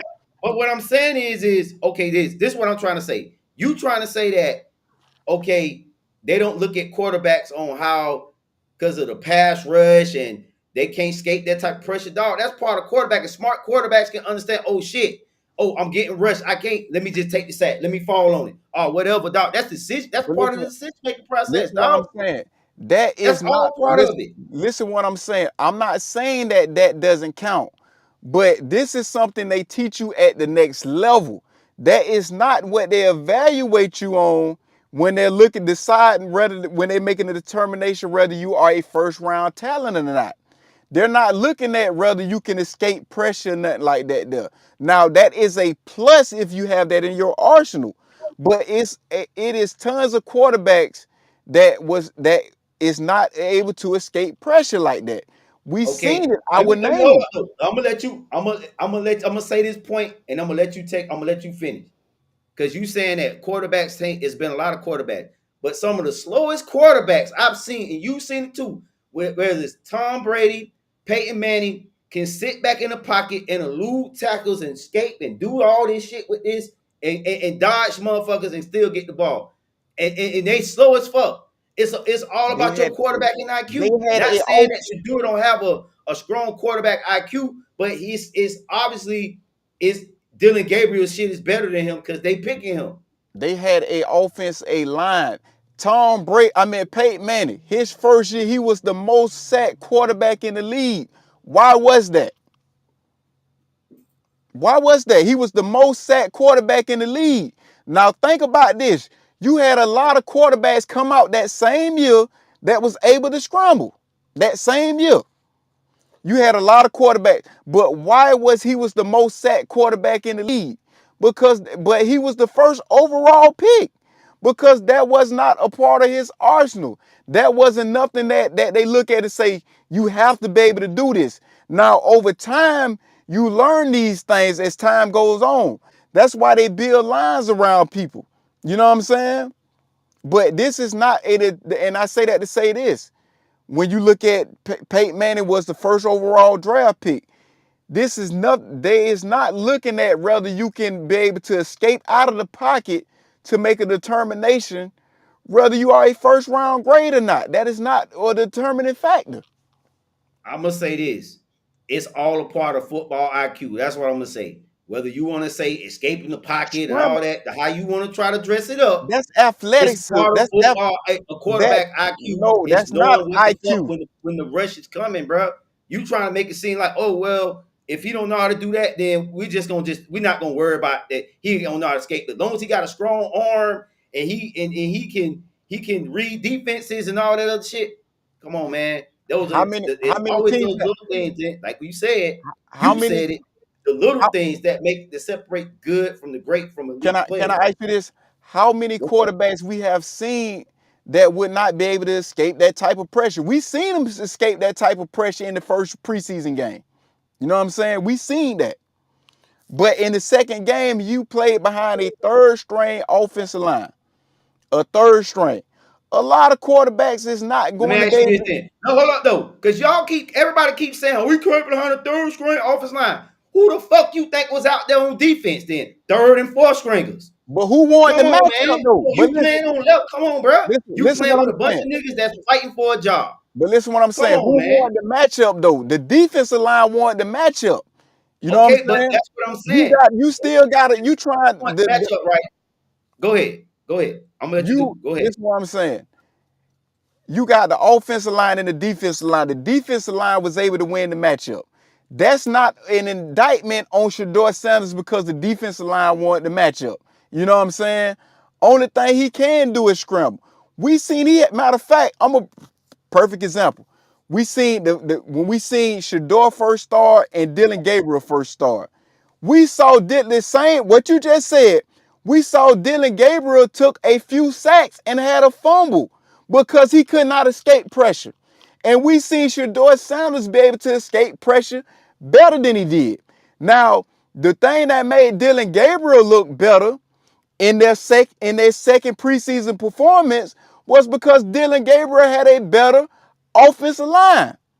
I'm gonna ask you this then, because Tell everybody me I'm keeps wrong. saying that Tell me shit. I'm wrong now. Everybody, oh, there's the line, the line. I'm not saying that the line, but all I'm saying is this: if Shadur Sanders would have went out there and struggled with the twos, what would have been y'all fucking excuse then? You said What if. would have been the excuse? You said if. I'm not making I'm no just saying. excuses. What if it would I'm. have happened? Because everybody Listen keep what I'm saying. using this line shit, and I'm like, bro, when has a fucking fifth round pick ever had to play with ones and twos? But When has listen what I'm. that shit ever happened in the But, history of but, football? but Name listen it. what. Name it, dog. But Name me a fifth round pick that played with ones in a preseason game. listen what I'm saying. This is not this. See, you keep changing the argument. No, I'm but not what I'm saying. saying Listen what I'm is saying. I'm not saying that he should have played with ones. That's not what I'm saying. What I'm saying is this. He's coming behind a bad offensive line. When you see you Dylan gotta Gabriel, it's hold on. Let me finish my point. go ahead, When give me we a point. seen Dylan Gabriel play behind a back, we saw the same thing. He was not able to, when the defense wanted to match up, Dylan Gabriel was not able to escape the pocket. We saw him get sacked. We saw him Okay, get so hold sacked up multiple though. So times, now you just and proved my point. and we saw Go him ahead. fumble the ball. Okay, So that goes to show you that that was the difference maker in between the two. okay. So you just said that, right? The same boy, them same people, he fumbled and all that shit. But then he came back after that fumble, that interception, whatever. He got to move the ball downfield, got him field goal. With the same offensive line you just said, moved the Right. ball downfield and got them in field goal range in that. Then Tyler Huntley, or whatever the coach, Snoop Huntley, whatever, came in a 2-minute drill with that same offensive line and got them in field goal range with a game winning field goal.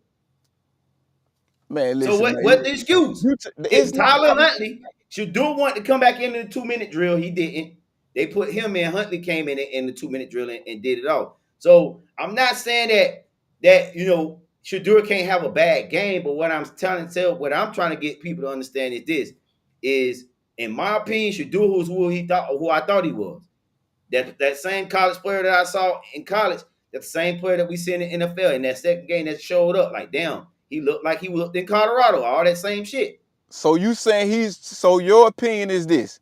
He's more so you saying if he was to play in the NFL, he's going to be who you seen in the second game versus the first game. I would say yes. I would say, and I'm gonna say this, and this is another reason why I'm gonna say that, because y'all acting like Shador Sanders was playing with like Carolina Panthers had all they ones out there. When Shador Sanders was out there throwing that, slinging that, they didn't have all they ones. They had a mixture of ones and twos. They didn't have a full starting 11. Come week one, everybody gonna have their full starting 11. So you telling me with let's just say for the sake of argument, if Myles Garrett wasn't on this team and he had in the pass rush Myles Garrett and he was on the other opposite field, you think Shador Sanders ready to handle that Myles Garrett type of rush Ain't pressure? nobody rather to handle that. That's what I'm I'm just saying. Like, saying. ain't That's what I'm saying though. but But it's what I'm getting at is this: is the fact that Shador got to he had to take advantage of his opportunities, bro. And at the end of the day, he didn't take advantage of the opportunity. Now, was it fair? No, it probably wasn't fair. He probably could have got more reps. But when you in a national fucking football league, when you get on that field, you gotta perform, regardless of what situation they throw you in. You gotta do it, dog. And people using that line shit, dog. I just think that's not. You do gotta take some accountability too, because it was clearly like plays where he hold on to the ball too long. It was clearly plays that you seen watching football. Hey man, why you can't be doing it as a quarterback? but this That's this all I'm saying. this is this is my whole argument. Right? I'm not saying he did not hold on to the ball or none of that. My whole argument is this: the stuff that you're naming are not determining factors when they're saying that whether you a first round talent or not.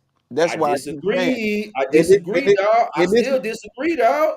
okay, how many quarterbacks we seen come in the league hold on to the ball too long? Generational talent, Trevor Lawrence. Hold on to the ball too long. You know what I'm saying? We could go Josh Allen. Josh Allen couldn't read defenses or do none of this. You know what I'm saying? He wasn't even Uh, accurate when he came. But that's what I'm saying.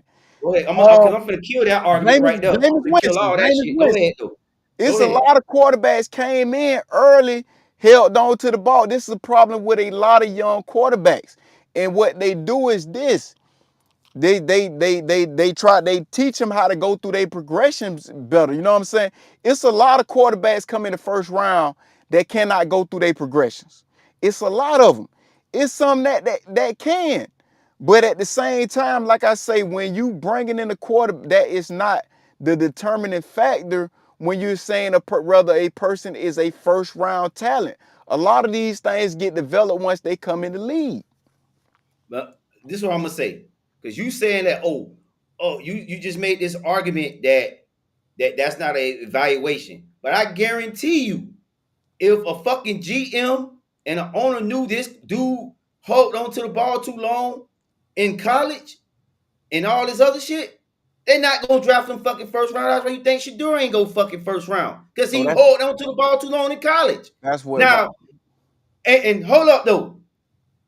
You talk about all these first round picks that didn't that dog, that was like over time. Like, okay, they drafted him, he was a rookie. Oh shit, this is a problem that we didn't think. It wasn't like no, oh well, he hold on to the ball too long in college. Oh well, we think we can develop into a better quarterback. Hell nah. Anthony Richardson, another prime example. Know what I'm saying? You know, he held on to the ball too he long, held first to the round ball too pick. long. The only reason why they got him was because nobody was too scared to pass upon him because he was just ultimately talented, the measurables and all that other dumb shit that they look at in quarterbacks.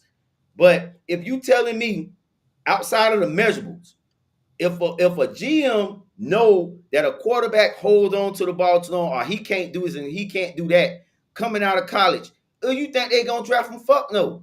I'm Yes, not there gonna show. is. Come on, man. It's Yes. not unless you immensely talented.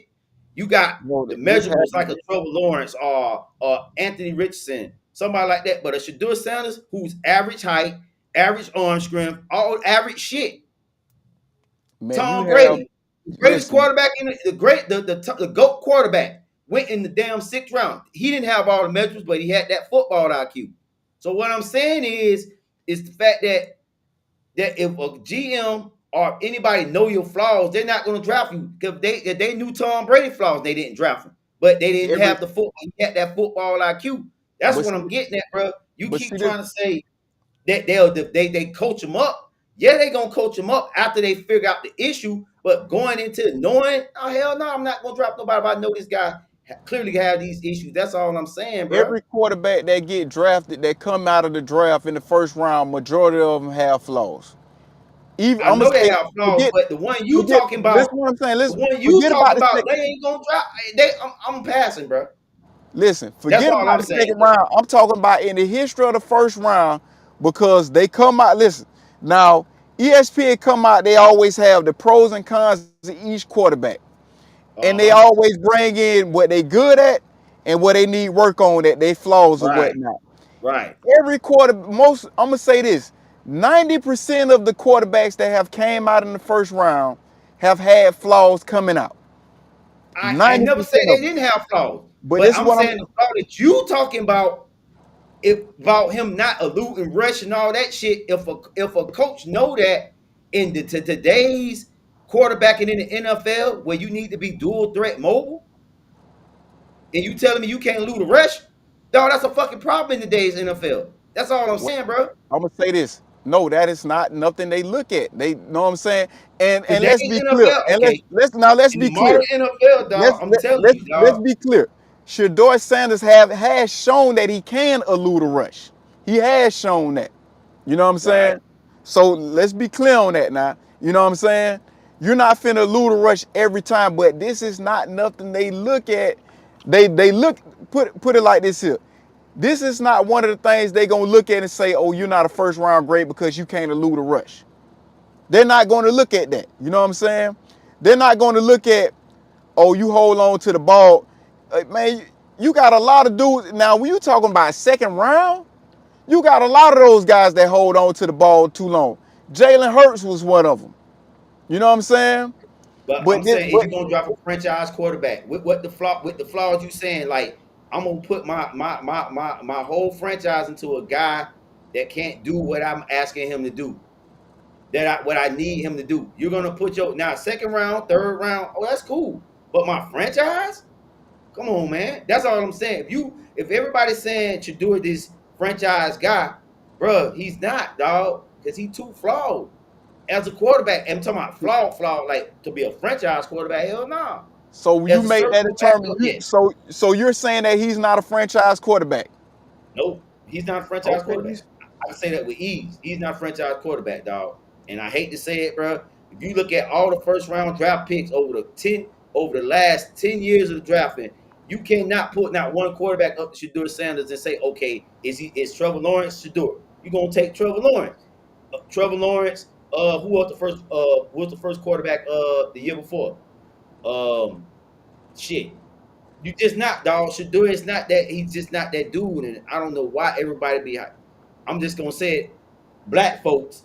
Why y'all be hyping him up like he just the next greatest thing since Tom Brady, and he not, dog. but you saying hyping up? I just say he was a first round. That's not hyping him up. Just because I He's feel not like a he's a first first. round talent. But that's He was that's never a not. first round talent. I But stand on that. He was okay, never a first that's round that. talent. But that's cool. But you're saying like that's a bad assessment to say that this dude a bad for that he's a first round talent. That's not a bad assessment to It's have on not a him bad though. assessment, but to me, I don't think it's an accurate assessment because I've seen better quarterbacks get drafted in the first round than him over watching football for 20 plus years. I'm like, dog, I said that, bro. I say, bro, he's not a first round pick. Everybody thought I was crazy. What happened? That motherfucker fell to the fifth round. Now, I ain't think he was going to fall to the fifth round, but I at least thought like third round he would get drafted, We fourth, know third, that fourth, he didn't late fall to the second round. fifth round because of his lack of talent. We know that to be clear. It wasn't because of talent. We all know what happened. They overplayed their fucking hand. That's simple as that. Dion and overplayed their hand, and the NFL showed his ass like you don't run shit. And that's what basically happened. We gotta put you in place, let you know, motherfucker, you don't run shit. You don't tell Shadur Sanders blew off people, blew off meetings. Oh, I ain't gonna do that. I ain't gonna work out with this team. Okay. And that's what cost you. I guarantee you won't see no more black quarterbacks do that shit. I guarantee they're gonna take that draft process serious fuck. But you gonna see white dudes do it, white quarterbacks do it. If I say this, white quarterbacks gonna have to fall in line too. If I'm gonna just say this, if you not immensely talented, like a motherfucker, like God damn, that motherfucker can spin it. Like that motherfucker, he can change life. You're not gonna get it. Shadur thought he had that, but he wasn't. He wasn't that good. He wasn't as good as he thought. He thought Uh, he was Peyton Manning good. Eli Manning good. He wasn't Eli Manning good. If anybody wants to sit here and say, "Oh man, you crazy," Eli wasn't all that good in college. You crazy as fuck. Eli was that dude at Ole Miss. Way better than Shadur. I'm gonna say And I this, ain't man. trying to say that Rather because what just he is, saying, man, it's true. it's gonna be determined. So if he come out and be a good quarterback, you're gonna say, okay, I was wrong. Yeah, I say I was wrong. If you're a good quarterback, I think he's a good backup. Can he win you some games while your starting quarterback hurt? Absolutely, he can come in and win some games. He can be like a Ryan Fitzpatrick. I don't think there's nothing wrong with that having a career like Ryan Fitzpatrick or Andy Dalton, like somebody had gave him. Somebody told everybody said that was a disrespect. Oh, they saying you like Andy Dalton, nigga. Andy Dalton had a successful career, and he started a few seasons with the damn Bengals, the Red Rifle. What's wrong with having a comparison to Andy Dalton? And I don't think that's bad. Last say you look at the history of quarterbacks that win in the first round. When you're looking at being able to elude pressure, whatnot, that is not a fact that they use to determine whether you are a first round talent or not. All You right, know what I'm all saying? right. Now, I'm gonna let you. I'm gonna let you stick with that. I'm gonna let you some may stick with look that. at this right here Let's because let you you stick with that. no because you have the history has shown when you have quarterbacks that cannot scramble drafted in the first round. History has shown that. You know what I'm saying? And we still see it to this day. You know what I'm saying? You Now, got you always got bad valid evaluators of talent. So that's just bad evaluating. I you chalk that got up as bad evaluating. no. They're going to look at whether you can throw or not. You got some Okay, that you can you throw. gotta be able to, obviously you gotta be able to throw the ball as a quarterback, bro. Yeah, You gotta be able to throw the ball. But it's the little intangible things that I'm talking about, bro. And that's one of them. that's If not. you try about if you the intangibles, bro, in my opinion, that's one of the intangibles, dog. You gotta be able to, if you know you getting looting rushes and that's part of being a good quarterback, bro. See, you know, And you if you know. want to keep let's circle back to Dylan Gabriel too with that. Because the offense looked way better under Gabriel. The offense just looked way more efficient. Not saying that Shadur Sanders didn't look good because he did, but if you just look at the totality of a Kevin Stefanski offense, he looked better in the offense than Shadur, and that's what people fail to realize, dog. Okay, Everybody but keep want to look at the interception and the fumble, dog. oh, It's about you fit, don't look dog. at that. You okay? You want to look at not being able to I look lose at that. pressure, I but look you don't at want to that as look a at the fact. interception though. That's I crazy. look at the Now interception. Yes, it's a we factor. looking at. It's a factor. It's a factor. But what I'm saying is, bro, if you put them two in his system, fucking Gabriel look better in the system. I would say this. Gabriel is reading the defenses better than it should do it Sanders. This is what they're saying in training camp. I understand Reporters that, right? But around when we saying that. seen That's what both the of these, reporters are saying. That's why he's up on the depth chart. Shadur Sanders is not okay, processing but his pre-snap reads, none of that shit. when we saw both of them play with the first team, Shador Sanders outplayed him. That's all I'm saying. You know what I'm saying? You say he outplayed because he didn't throw an interception. He That's why you outplayed him. saying that. He He outplayed him. outplayed Okay, him. but who He had looked two. better in the Not offense? because of that. Who looked better in the offense? Then, if you Who want to looked say better? Shadur looked better because of that, but how he looked better in the offense, That's dog. not okay. You're not going to look at that then. You okay, so you mean to Yeah, tell me, I'm hold gonna on look now. at an interception. Yeah, I'm gonna look at that I'm gonna interception finish and my say, "Hey, point. look I'm here. gonna finish. Go ahead. So you're going to look Go at ahead. all this stuff. Oh, you can't he can't scramble out of the pocket and avoid pressure. You're gonna look at that, but you're not gonna look at the interceptions being thrown. I'm gonna look at the That's intercept. I'm gonna look at everything. But what I'm saying is, at the end of the day, dog, goddamn, Dylan Gabriel looked better in the offense, dog. Regardless of whatever with you want to, how turnovers you and want to all, slice right? it, he looked better, dog. So you saying when you saw the first team, Dylan Gabriel looked better than Shador. You talking about the first time he played? He When they played both of them playing with the first team. when they both played with the first team. Shador looked better the first go round. When Second go both of round, them played with it the was first Dylan team. Gabriel. We ain't talking about when these got doggone backups. We talking about when both of them played with the first team. The Oh my team god. that going to be playing out there Sunday. Okay, Who let me looked the ask you better? this then. I'm gonna say this. Shador look better, but I can make a case for Dylan Gabriel every time that outside of the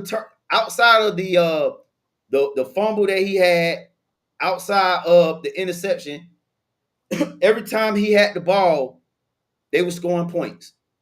Every time. Every time he touched that bitch, they scored points. Go back and look at that game. They touchdown field goal. Shador only had 2 drives out of that You're first not going. half that he got points on the board. And I can look at Dylan Gabriel and look at the drives he had. He had 3 drives. Now, could have been more. We don't know, but the ball, he was moving the ball downfield on both of those drives where when the ball got interception and he fumbled. Both times he was moving the ball downfield. So I'm just saying, Turnovers. if we're looking at Two it from a turnovers possession standpoint, he had more points per possessions versus Shador. with 2 turnovers. Yeah, he had more possession. Yeah, he's Them every like I turnovers said, count. outside of the 2 turnovers, if we're looking at best just possessions, if they had the same amount of possessions, should Dylan Gabriel produce more? Even with the 2 turnovers, he produced more. I'm not going. That's all Nah, I'm saying. nah. You got to go by the numbers. You saying produce more, but he had 2 turnovers. That Yo, go if down you on your go okay, productivity. if you go by the numbers, he had And more no, passing let's not forget yards. about this, He right? had more passing yards. If Let's not you forget get about. more passing, right? You say the Let's not quarterback got forget. to pass. He had way Let more passing yards. with the interception. Let's not forget about this also. Let's not forget about this, right? Shador Sanders was able to escape pressure better than Dylan Gabriel as well. Let's not forget about that now. Okay, you say he was Because able to escape pressure because because he didn't when get you that. break down, hold on now. When you look at the completion percentage, Shador Sanders had a better completion percentage. If you take away the drop passes and the 2 times he throwed away the ball, he damn near have a perfect game. Okay, Yeah. what I say, did he have more? Like I say, points. It matter who got to score, dog. Dylan Gabriel had more points, dog. Like I said, every time he got the ball, they was moving the ball downfield.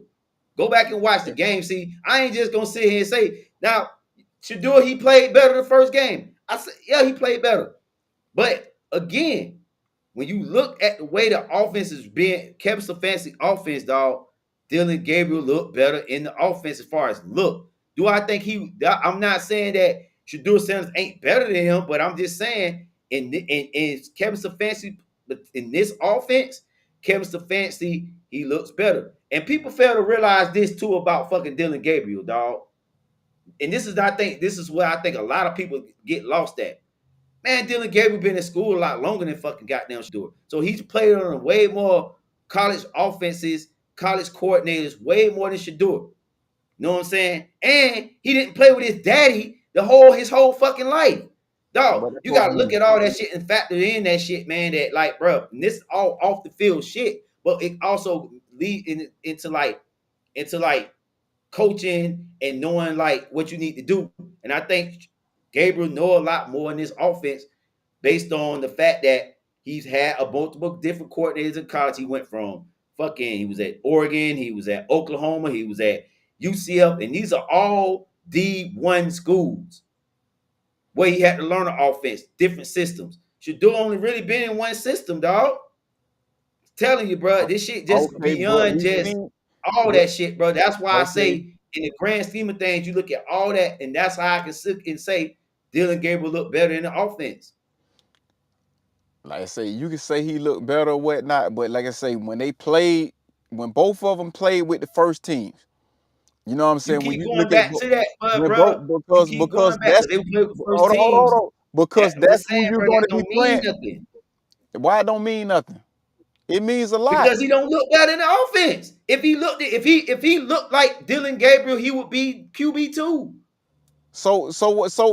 What look better? Your productivity or you know what I'm I saying, want just how you I look. want productivity. Exactly. Right. And Shador Sanders had better productivity than Dylan Gabriel. Okay. Look at the yards. How many yards he have? How many touchdowns he have? How much? How did the offense move with him on the field? Fuck the turnover because I know you're gonna be like, well, he fumbled the ball, this and That all this other shit. counts. All that But counts. he moved the ball. He was the ball was moving every time Dylan Gabriel was in the offense. The offense was flowing of punts. How Kevin Stefanski's play calling, all that shit. When And Shador's in the game, yeah, the ball, he did good, but it don't look the same, dog. It I'm, just don't look I'm the gonna say same, bro. this. I'm sorry, dog. Dylan Gabriel got more first team reps. He's supposed to look better than Shador Oh, Sanders.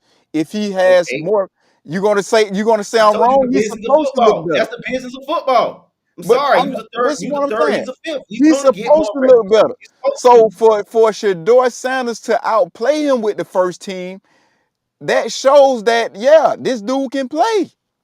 Okay, he can play. And this is another factor right here, though. And I think another thing is this is why I say, well, we don't know what they do at practice. We don't know how these guys practice. But we Get seen him what in I'm the game saying? though. The practice, you practice how you play. From how my coach told me, if you don't practice hard, if you ain't practicing hard, you're not gonna play hard. So Shador Sanders practiced good then, because how we seen him with the first team, everybody was raving about it. Okay, well, I'm gonna say this then, because you say everybody raving about it. Did Miles Garrett, did Jerry Judy, did any of these guys go to bat for the door and say, hey, we want him to be our QB2? No, they What gotta they, trust the fucking coach evaluation. And what the they got? evaluation is he is QB3. That's not the point I'm making. I'm not saying rather what we talking about the first game, what we seen with those two playing You against each said other. you keep saying everybody rave, but he played good though. But he got my thing is again, he played good. But when you was put in the situation against whether you was with the third team, offensive lineman, what, you did not shine. You did not look good. He was running for his And life well, the you whole want to time. blame the offensive line or whatnot. You was playing with third guys they ain't gonna be on the team. They probably got cut. So if you that dude, if you him and I'm legendary, like you say you is, show me you legendary against these guys, these bums. Man, Show me you listen, legendary. See, that's why I keep going back to, bro. You can't sit here and be like, oh, make excuses that when your boy put a target on his fucking back. that's not how he Because put a people want to target. see that. How he put a target on this. He ain't put no target on his back coming into the draft. All the shit he did. What You don't think coaches and GMs be like, all right, we're gonna put him in a situation. We're gonna put him in a situation. Let's put him in a situation where you supposed to be the most talented guy on the field, okay? right? He's Just saying, bro. every quarterback is going You to keep say they're the saying, and best. you keep saying, Hold on, oh, hold on, hold on, hold on, hold on, hold on. Hold on. any quarterback can struggle. I Every player disagree, dog. every I player, disagree, dog. when you look at the draft in the NBA or the NFL, every player is going to feel like they're the best at that position. It's nothing wrong with saying that There's nothing you're the wrong with best. that, but you're not The saying only that thing, though. hold on now, the only thing he Go ahead. said was this: if a team want to win, come get me. It's nothing wrong with saying that. It's nothing wrong with having confidence in your game, in your, you know what I'm saying, in your skill set. See, y'all keep looking at that as saying to say that he's being arrogant. He's not doing nothing no other Let me coach ask you or this though. See, quarterback has done. okay, let me ask you this though, since everybody want to keep saying, "Oh, he ain't being arrogant." Take your ass on that job interview then, and do that shit, because that's what you doing at the combine. That's a fucking job interview. So you gonna go in the job interview? Oh yeah, I know did this and cocky like you know more than the motherfucker that's trying to hire you. Motherfucker gonna be like, I don't want this motherfucker. He think he what the fuck? See, that's how I look at that shit, bro. And maybe I look at it fucked up, but that's a job interview. If you're gonna come into a job interview all cocky and this, it's a difference between being confident, and then being fucking cocky. In my opinion, he was a little bit cocky on that. And motherfucker, he rubbed people the wrong way. Like, motherfucker, you trying to get a job with me. Why the fuck would I want to give you a job and you think you know more or whatever? That confidence, dog, you guys a fine line. And at the end of the day, you rub people the wrong way, regardless of how you want to say you're confident what. But at the end of the day, your confidence costs you a fucking job. Man, only thing we seen That's in all the I'm gonna say. interview, only thing we seen in the interview with Shador Sanders is this. He's saying, man, yeah, if you want to win, come get me. That's what I he don't said. think you watched that whole interview then, because he was in that bitch. Oh, I done it at here, and time What's repeats itself, and all this. You ain't what's done wrong shit with at the next what level. what's wrong with that though? What's wrong with saying that Dog, you though? haven't done nothing at the fucking next level, dog. And there's But nothing wrong. See, bro, I done been in, I'm just telling you from a corporate standpoint, working in corporate, being in corporate America, being around people that own shit, dog, and you trying to have an opportunity and shit, dog. They don't want you to come in the room acting thinking like, I'm not saying you got to be like, yes, sir, master, and none of that shit. It's a way to talk to people and be confident, but not coming there boasting like I'm the shit. Fuck you. It's a way of doing that shit, bro. I, And I I'm just being a black man just saying it. It's a way of doing it. But a lot of blacks, man, they get stuck in their way. They see black people and they see but them, see, we your should problem. accept everything. Nah, dog. That's like, bro, it's a way to do it. It's a way you handle shit, bro. Straight up. Like I say, man, that I didn't see it as that. Like that might have been how you took it, but it's like I say, he didn't do nothing no different than any other quarterback or player or coach has done. You know what I'm All right, saying? then. So I'm gonna ask you this then. I want you to listen to Shador shit. And then I want you to go listen to Eli Manning fucking his shit. And you're gonna see a I fucking night and day I difference. understand. A big night and day difference. Everybody, But that's the person y'all was comparing him to who is oh, y'all? he did this and Eli Manning. Da. Go look at his shit. Man was very humble, very respectful. He did what he's and okay. Somebody can say, you know what? I want to give him the keys to the franchise. They didn't feel like that about Shador because the way he presented himself. So let me Like I ask you said, this: him if and his you're if dad you if they if they you, they they, they overplayed their fucking hand. so They you thought the that's humble, match. you saying you're not going to play nothing but for certain teams, then that's humble. So what? If you're saying you're not going to play for this team, that's humble. Well, if you got a reason behind it, if there's a reason behind it, yeah, that's humble. If you tell me I'm not gonna play for this team right here because I seen how they screw up quarterbacks' careers and I don't want my son quarterback to be fucked up, you got a legit reason. That's what I ain't Dion was saying you got. saying. That's what Dion. I'm not saying. But he not going in no fucking interview talking about, oh, I'm the best motherfucker and I did this and all this shit. That's fucking. That's That's arrogant as not fuck, bro. that's not I don't. arrogant to think you the best. That's how I look at it. Why Goes is off that as so very arrogant? arrogant, If dog. you're we see this in sports all the time, people saying that they the best. Why is that considered being arrogant to say that you're the best? That's never Okay, been looked at as being arrogant. That's okay. looked So at as let me ask you being this then. confident. Okay, go on your fucking job interview and tell them, oh, I'm the We're best not talking, motherfucking you're truck driver in comparing the apples world. to I'm the oranges. best. I'm the best, You're my nigga. this is what You I'm should saying. hire me as a fucking district You're manager because I'm the best. you're comparing apples to oranges. No, that ain't no We're apples or talking about oranges because you ain't gonna do that shit. You not gonna go in your job you're and tell them comparing and be apples to confident like that. oranges. You not. I'm gonna let Why you not, finish. bro? Dog? I ain't going for it, dog. I'm just being honest, It's bro. different from a corporate standpoint than an athletic field. It's the It's fucking big. same. That's how they look at it. I'm telling you how they look at it. That's how they look at it. They not gonna look at that shit. That's a job interview, bro. That is a fucking job interview, bro. I'm gonna just say that it's a job interview, bro. If that's how, if you feel like that you can do that in a job interview, hey, that's We're your not preference. talking I'm just about no saying, job. bro. It's a difference from when you're being evaluated to play sports than when you're being evaluated to work a All right, 9 to 5. It's a all right, big difference. You cannot tell me that it's not. They evaluate you different. You know what I'm okay. saying? They evaluate you different. Okay, so let's just put this in perspective then. Since you keep saying they evaluate you different, you a franchise quarterback, and they're gonna be investing millions and pumping millions of dollars into you. Do you think they want somebody investing in a franchise to be the future of their franchise now with saying, oh, I'm this, I'm that, and you never played a fucking down the league. And by the way, you know what I'm saying? You ain't never had to really go get it, dog. That's a big thing, dog. They look at you as a rich little fucking kid, bro. You ain't did shit. and then you not humble with the shit either. But come on, man. Everybody, and I'm telling you, I'm just telling you how the motherfuckers look at this shit, bro. That's how they shit look at this shit, bro. From a corporate standpoint, that's how they see it, bro. And I'm not saying it's right. Is it right? I'm gonna say they can do what the fuck they want to do because it's their business. You can't be mad if nobody don't want to hire you because they don't want to hire you based on how you come into their fucking meeting room. How That's many? their team. They own the Listen, team. It's their shit. You can't be mad.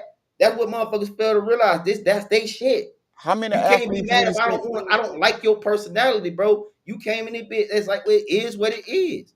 We never seen That's just my Shador. personal take. We never seen Shador complain about it though. That's what I'm saying. But how many athletes we done seen come in and they had confidence. They spoke with confidence. We I'm see it trying to all the name time. quarterback. What quarterback? We see. I say athletes. Period. Okay, Athletes. athlete. Period. Coaches too. Okay. But Owners. coach, All bro, this. I'm just trying to figure out like in that process though, bro, where is it like, okay, you saying it's confidence, right? Okay, confidence, whatever, whatever. But at the end of the motherfucking day, if that's your confidence, cool. I don't have to hire you. I don't have to like you. You trying to come into my fucking league. That's the problem everybody fail to realize. Like, I don't have to accept everything that everybody do. Yeah, you might like a confidence. I don't like your confidence. And that's just what it is, bro. For So you real, just dog. change. Like, You how just can change. you be mad You, if I that's noticed all I'm saying, dog? like you keep changing what the debate is. I'm not saying that they have to have all this here. Because you My keep saying what? Because you keep saying, oh that's man, not what it is? What's wrong with being confident? that's all I said. What's Obviously, wrong I with don't being? have to hire you. That's what I'm saying. I didn't Your say you confidence did. is fucking up your I did employment. not say you did have to hire me. You just said you compared it to a job interview. I say It no, it's is. different. I say I say the difference is that when you have players, a lot of the coaches want their players to be confident. A lot of them be overconfident in their players as it is. You know what I'm saying? That's why you see trash talking. You do not see trash talking in the corporate world like you see in when you talking about dealing with You athletes. crazy as It, fuck, man. We talk trash. You crazy as fuck. It's I trash talking. said like you see in the with athletes, it's a difference. It's It's not the the same, same. bro. Dog, life in sports It's is the same, at least in my opinion. I look at it the same shit, bro. Same shit that go on in corporate you're America is not the same thing go in the locker room, dog. you're not Straight up. you're listen, you're not it's a difference when you talking about approaching the job to being a athlete and when you're approaching a job in the corporate business. It's a difference. It's It's no a different. difference. No difference. Every How is it? only difference is that they get paid millions and we don't. That's It's the only difference. But when it comes to the aspect of the job, the preparation, all the stuff that comes with being in corporate America versus an athlete, it's the same shit. It's just done different. But like, bro, when you talk the trash talking and confidence and all that stuff, yeah, we all want that. Like, I want my guys to be confident. But like I said, man, it's a way to do shit, bro. And I just think that when it comes to Shador Sanders, that whole draft process, he fucked it up. He fucked it up thinking his talent was generational talent, and you had above average, but average talent. When you got generational talent, they can put up with some shit. They'll put up with some shit. But when you ain't got generational talent, I'm not gonna put up with your theatrics. And that's bottom line what it is, bro. And I hate to say it, people don't want to realize, but that is the facts, dog. Shador Sanders is not a generational talented quarterback. we never He I can be never that. said he was He a can prove to be generational that, talent but he's quarterback. not, dog. I say he was a first round talent. I never say he was a generational talent. I say he was a first round talent. First round. That's what I'm saying. Even that though, generational first round. I don't. I mean, just at the end of the day, bro, is how he conducted himself in that interview, bro. Fucked it up, bro, and how he went through the draft process. I think he went through the draft process better. He was probably being a first round, second round pick, honestly. But he fucked the process up, bro. In my opinion, he fucked the process up. It But had nothing to do with his talent. It was this is my his thing, right? character. You got two different stories. You got one person saying he did conduct himself like this in the interview. Then you got somebody say, no, that's false. You know what I'm saying? So it's like, I'm not going to choose, okay, I'm just going to believe this here, you know what I'm saying? Because this here, you know what I'm saying? And that's what a lot of people doing. They believe they taking sides with, you know what I'm saying? I'm judging what I see in interviews, what I see in front of me. I'm not looking at, oh man, according to this, he said did this or he said I'm this looking here. at the interview I saw. That interview I saw when he said, "Come get me" and all that. I'm looking at that interview. That's the interview I'm going off of. Man, That's the interview I'm talking this is about. what I'm saying. This is what players do in sports though. Because you gotta this is what you gotta understand about sports, and this is why athletes do this. Because not only that they are athletes, they also are a brand as well. We see this, and this is why athletes do this. This is why it's more prevalent among athletes than a regular 9 to 5. A regular 9 to 5, I'm not branding myself. But when you are a kid coming into the NFL or you're playing sports, you're not just playing for that team, you're also playing to build your brand as well. This is one of the things that made prime time shine the way he did. You know what I'm saying? Because not just because his playing ability, but what he was able to do out there, you know what I'm saying, outside of that as well, how he shined. You know what I'm saying? It was a difference between when you seen Deion come in the room and Barry Sanders come in the room. Now on the field it's similar, but at the same time, Deion was a bigger brand than Barry Sanders. The reason for that because Deion sold his brand, and this is what athletes do. So you're gonna sell your brand to your owner. That's what I'm Who getting that? at. Because that's You're what not because we selling don't your know who's in the room. I'm just going by you're what not the interview selling your got here. brand to the owner. So just We sell just my said brand. the interview pro. I'm gonna be We just said boastful. in I'm the just gonna interview yeah, yeah. Come on, man. the It's levels interview to it, bro. the I'm just interview saying process the levels. interview process is for the fans. When you're doing these post game, this is for the fans. And this is why I say in the interview process, you see players conduct themselves the way they do. You know what I'm saying? They come out like that because you're selling your brand. You marketing yourself. This is why you Okay. see boxers do some of the same thing. Okay. All right. All right. We're gonna disagree on that one, man. I think we beat that one up. So let's say it went Boxing. to the last topic of the night, man. We're gonna talk about this boxing, man. We got a fight next month. We got uh Canelo Alvarez versus Bud Crawford, man. Uh one of the most highly anticipated boxing matches of the year. And you know, we want to talk about this tonight because I don't know if we're gonna get a chance to talk about it before the fight. But when I think about this fight, man, I just think this is a legacy fight for both fighters. If Bud Crawford can pull off this upset, I think he'll go down as one of the greatest fighters in boxing history to be able to be the guy, move up 3 weight classes and win. I think with Canelo, when you look at this fight, look at a guy that's been boxing for a long time, man. And I think, in Canelo's corner, if I'm thinking like him, is a lot of people disrespecting me, man. You had Charlo Twin call me out, had to knock his ass, had to sit his ass down. Now you got goddamn Bud calling me out. Got all these guys like trying me, like, bro, I'm the last dude that's in the ring that forget that I fought Mayweather and gave Mayweather a fight. But I feel like it's a lot of disrespect when it comes to Canelo, and Canelo want to tell people to stop playing with my name. I'm gonna show y'all what I know what I am, and I think it's gonna be an interesting fight, man. It's a 50-50 fight, but right now my gut telling me, man, I'm gonna go up Canelo, man. Just think it's gonna be too much power for Bud in this fight. I don't think it's a disrespect thing. Um, and see that's why I go back when I talking about like when they push themselves or whatnot. I don't think it's a disrespect thing. I think it's more like mostly really a thing that it's an honor. You get what I'm saying? I think that the reason why people is going to try to fight Canelo because you want to say that when you was in the sport that you was able to be in the ring with one of the greatest. It's like when people fought Ali. You whether you won or lost, you got a war story, man. I fought Ali. You get what I'm saying? Even Mike Tyson, you know what I'm saying, to say that you was among the greats and you gave it your all.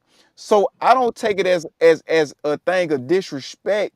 You know what I'm saying? It's like when you're in that when you're a fighter, you want to be able to you like you say you want to be able to establish a legacy for your name, greatness.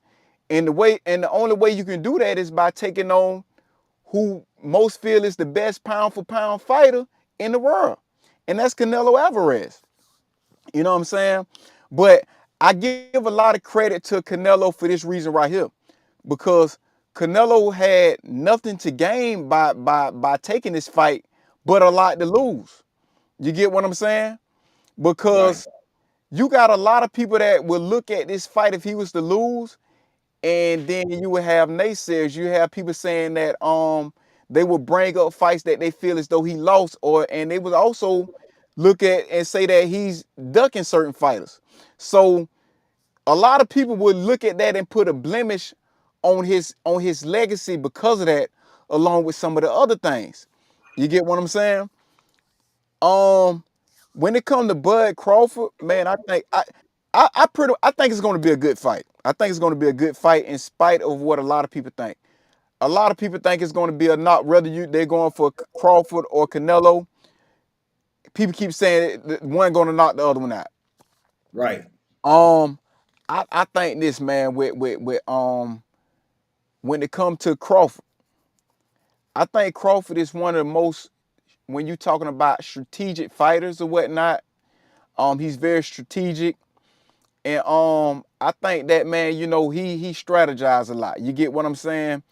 And I think one of the things is this right here. When you see Crawford fight a lot of his fighters, he you see a lot of times he may get hit. He may get hit with a straight right. He's a southpaw.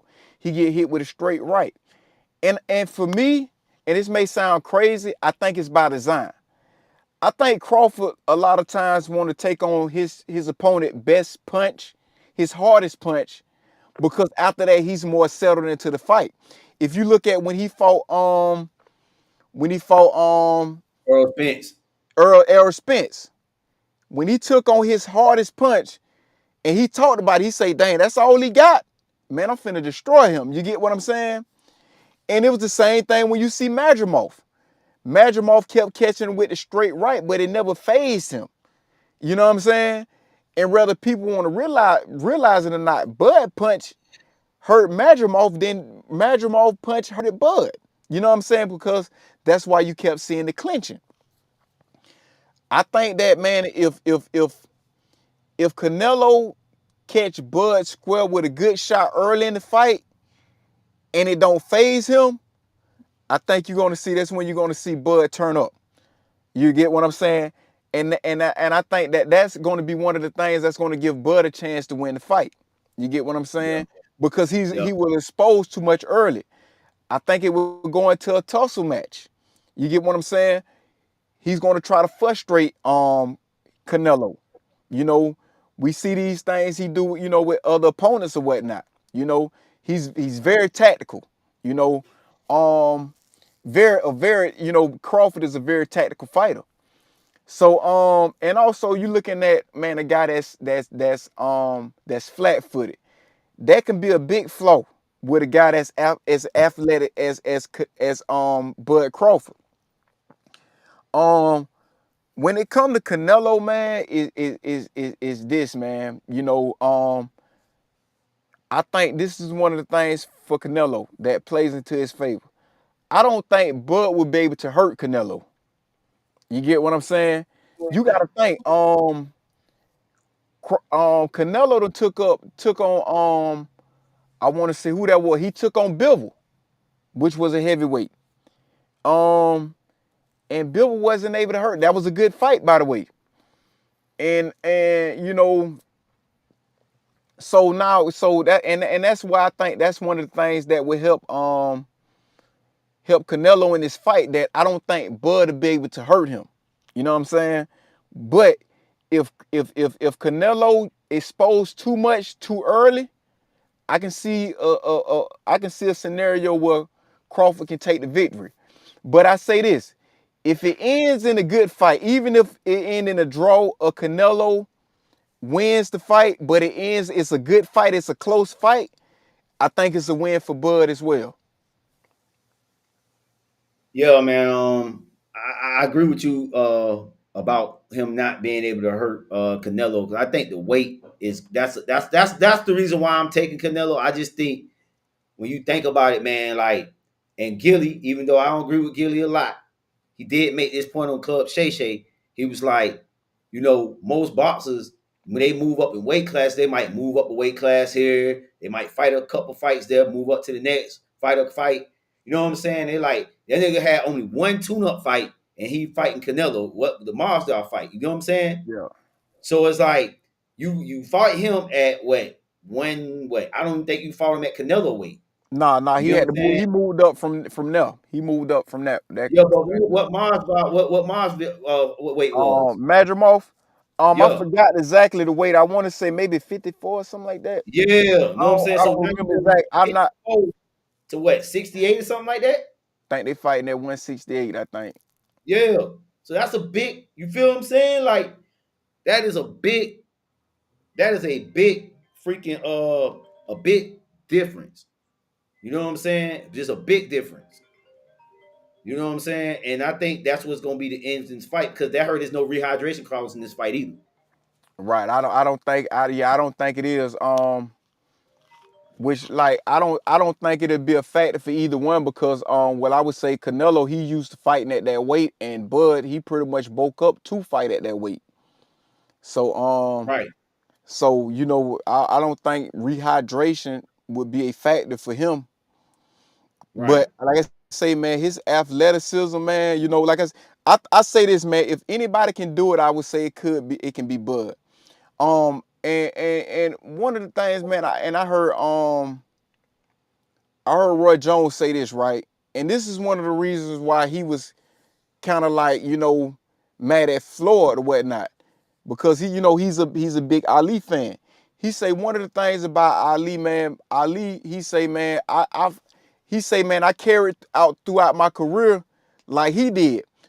And he was saying that he said that Ali he say, man, Ali made you believe, you know what I'm saying, that you can do things that other people doubt. You get what I'm saying? And he was talking about when he beat George Foreman. And it was the same thing with Roy when he moved up. He say, man, I wanted to make other people believe that they can do things that other people think that they can't, you know. And it's the same thing I'm seeing with Bud Crawford as well. You get what I'm saying? Yeah, I agree with that though too, man. I think he trying to do something that nobody else ain't did. It's been a long time we seen somebody. I think Roy Jones might have been the last person that we seen that kind of moved up like kind of like what Bud is doing. Um, but it's gonna be a tough task, dog. You know what I'm saying? It ain't gonna be an easy fight, bro. And I'm still leaning on Canelo. But you know what I'm saying? If Bud is to do it, man, like I say, man, I gotta tip my hat to him and say, dog, you the best they do it. And I have to say, honestly, bro, I probably have to rate him over Floyd at this point, bro. If he can do this, dog, I have to say, I would say he over Floyd, in my opinion. Of course, undefeated and you move up in weight class like that, yeah, you would have to put him over Floyd. You know what I'm saying? So I say that's how I'm looking at it. But any other final thoughts on boxing, bro? Oh nah. Yeah, man. So, man, we've been going for almost 2.5 hours, 2.5 hours strong. I want to thank all the viewers for tuning in to the podcast, man. I thought it was a great debate tonight. How you feel, Greg? Yeah, it was a great debate. It's always a good, man. You come on here, man, and debate sports, man. That's what sports about. You know what I'm saying? It's like, it's one of those things, man. You could talk trash about, debate about, agree about, and at the end of the day, and still go home happy. You know what I'm saying? Yeah, that's what's up, man. You got any of the rivals and the departures? My rival, man, I gotta give it to Lee Corso, man. Lee Corso, like everybody knows, finna get ready to retire. We know that, he's known for doing college game day, Um, and even with I got a question, right? And you may be able to answer this. So we have Lee Corso for college football. For college basketball, we have Dick Vartel. For Yep. NFL, we had John Madden. Who is Right. it? for basketball, for the NBA. Oh, for NBA, oh, it used to be. I would say, uh, Mark Jackson But they, and Mike Green. They used to Mike, call some good ass games, man. yeah, but see, they name it's Oh, like you talking about like you talking about like I know you talking about like talk shows. no, You just know on what? the statue, just on the statue of these guys. Like John, when it come to commentary, when it come to NFL, don't nobody it's nothing better than above John Madden. Oh no, I say Basketball, inside the Dick NBA, Vitale. You know what I'm saying? Then inside we the got NBA. college, we had Lee Corso. It's like, so who is the guy when we talking about NBA commentary? You know what I'm saying? Who is it? I'm gonna say, dog. Now that I think about That it, separate itself from everybody else. I'm gonna say inside the NBA, dog. That's like that show right there. I feel like that was the best NBA like show ever with those that But the group of guys they had. They said what they wanted to say. who is the guy that separate itself like because when we look at these dudes that I name, it's no debate. You get what I'm saying?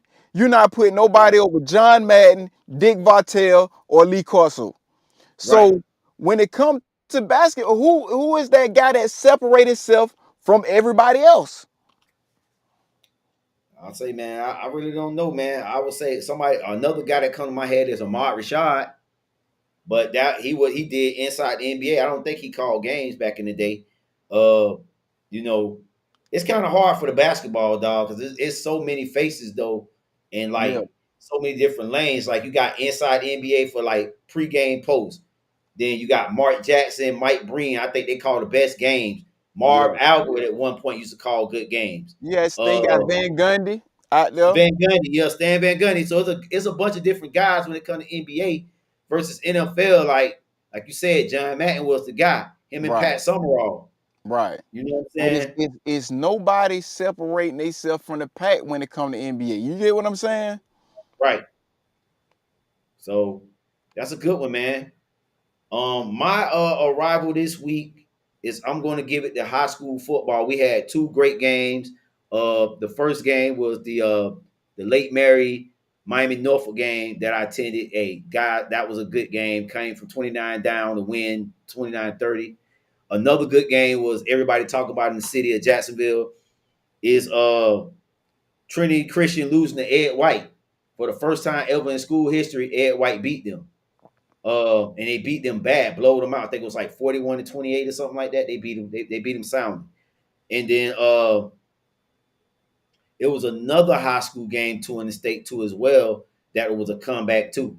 But I forget the game. But it's so I'm a big up high school football for my arrival this week. Oh, okay. Any Departure? departures? I don't have no departures this week. No departures either, man. The only no. Do I got a departure? Oh, um, Shiloh Sanders, man, got cut. It's possibility he could be signing with the Steelers. As of right now, I haven't seen anything like confirmed that he was signed with the Steelers yet. I just seen reports, but nothing from any beat writers, nothing from ESPN, none of those places saying he was signed as a practice squad player. So Shiloh Sanders, being cut, man, but he'll bounce back. His dad say he good. So man, on that note, man, it's your boy Joe. This your boy Greg. We out. Yep. Man, let me go get this goddamn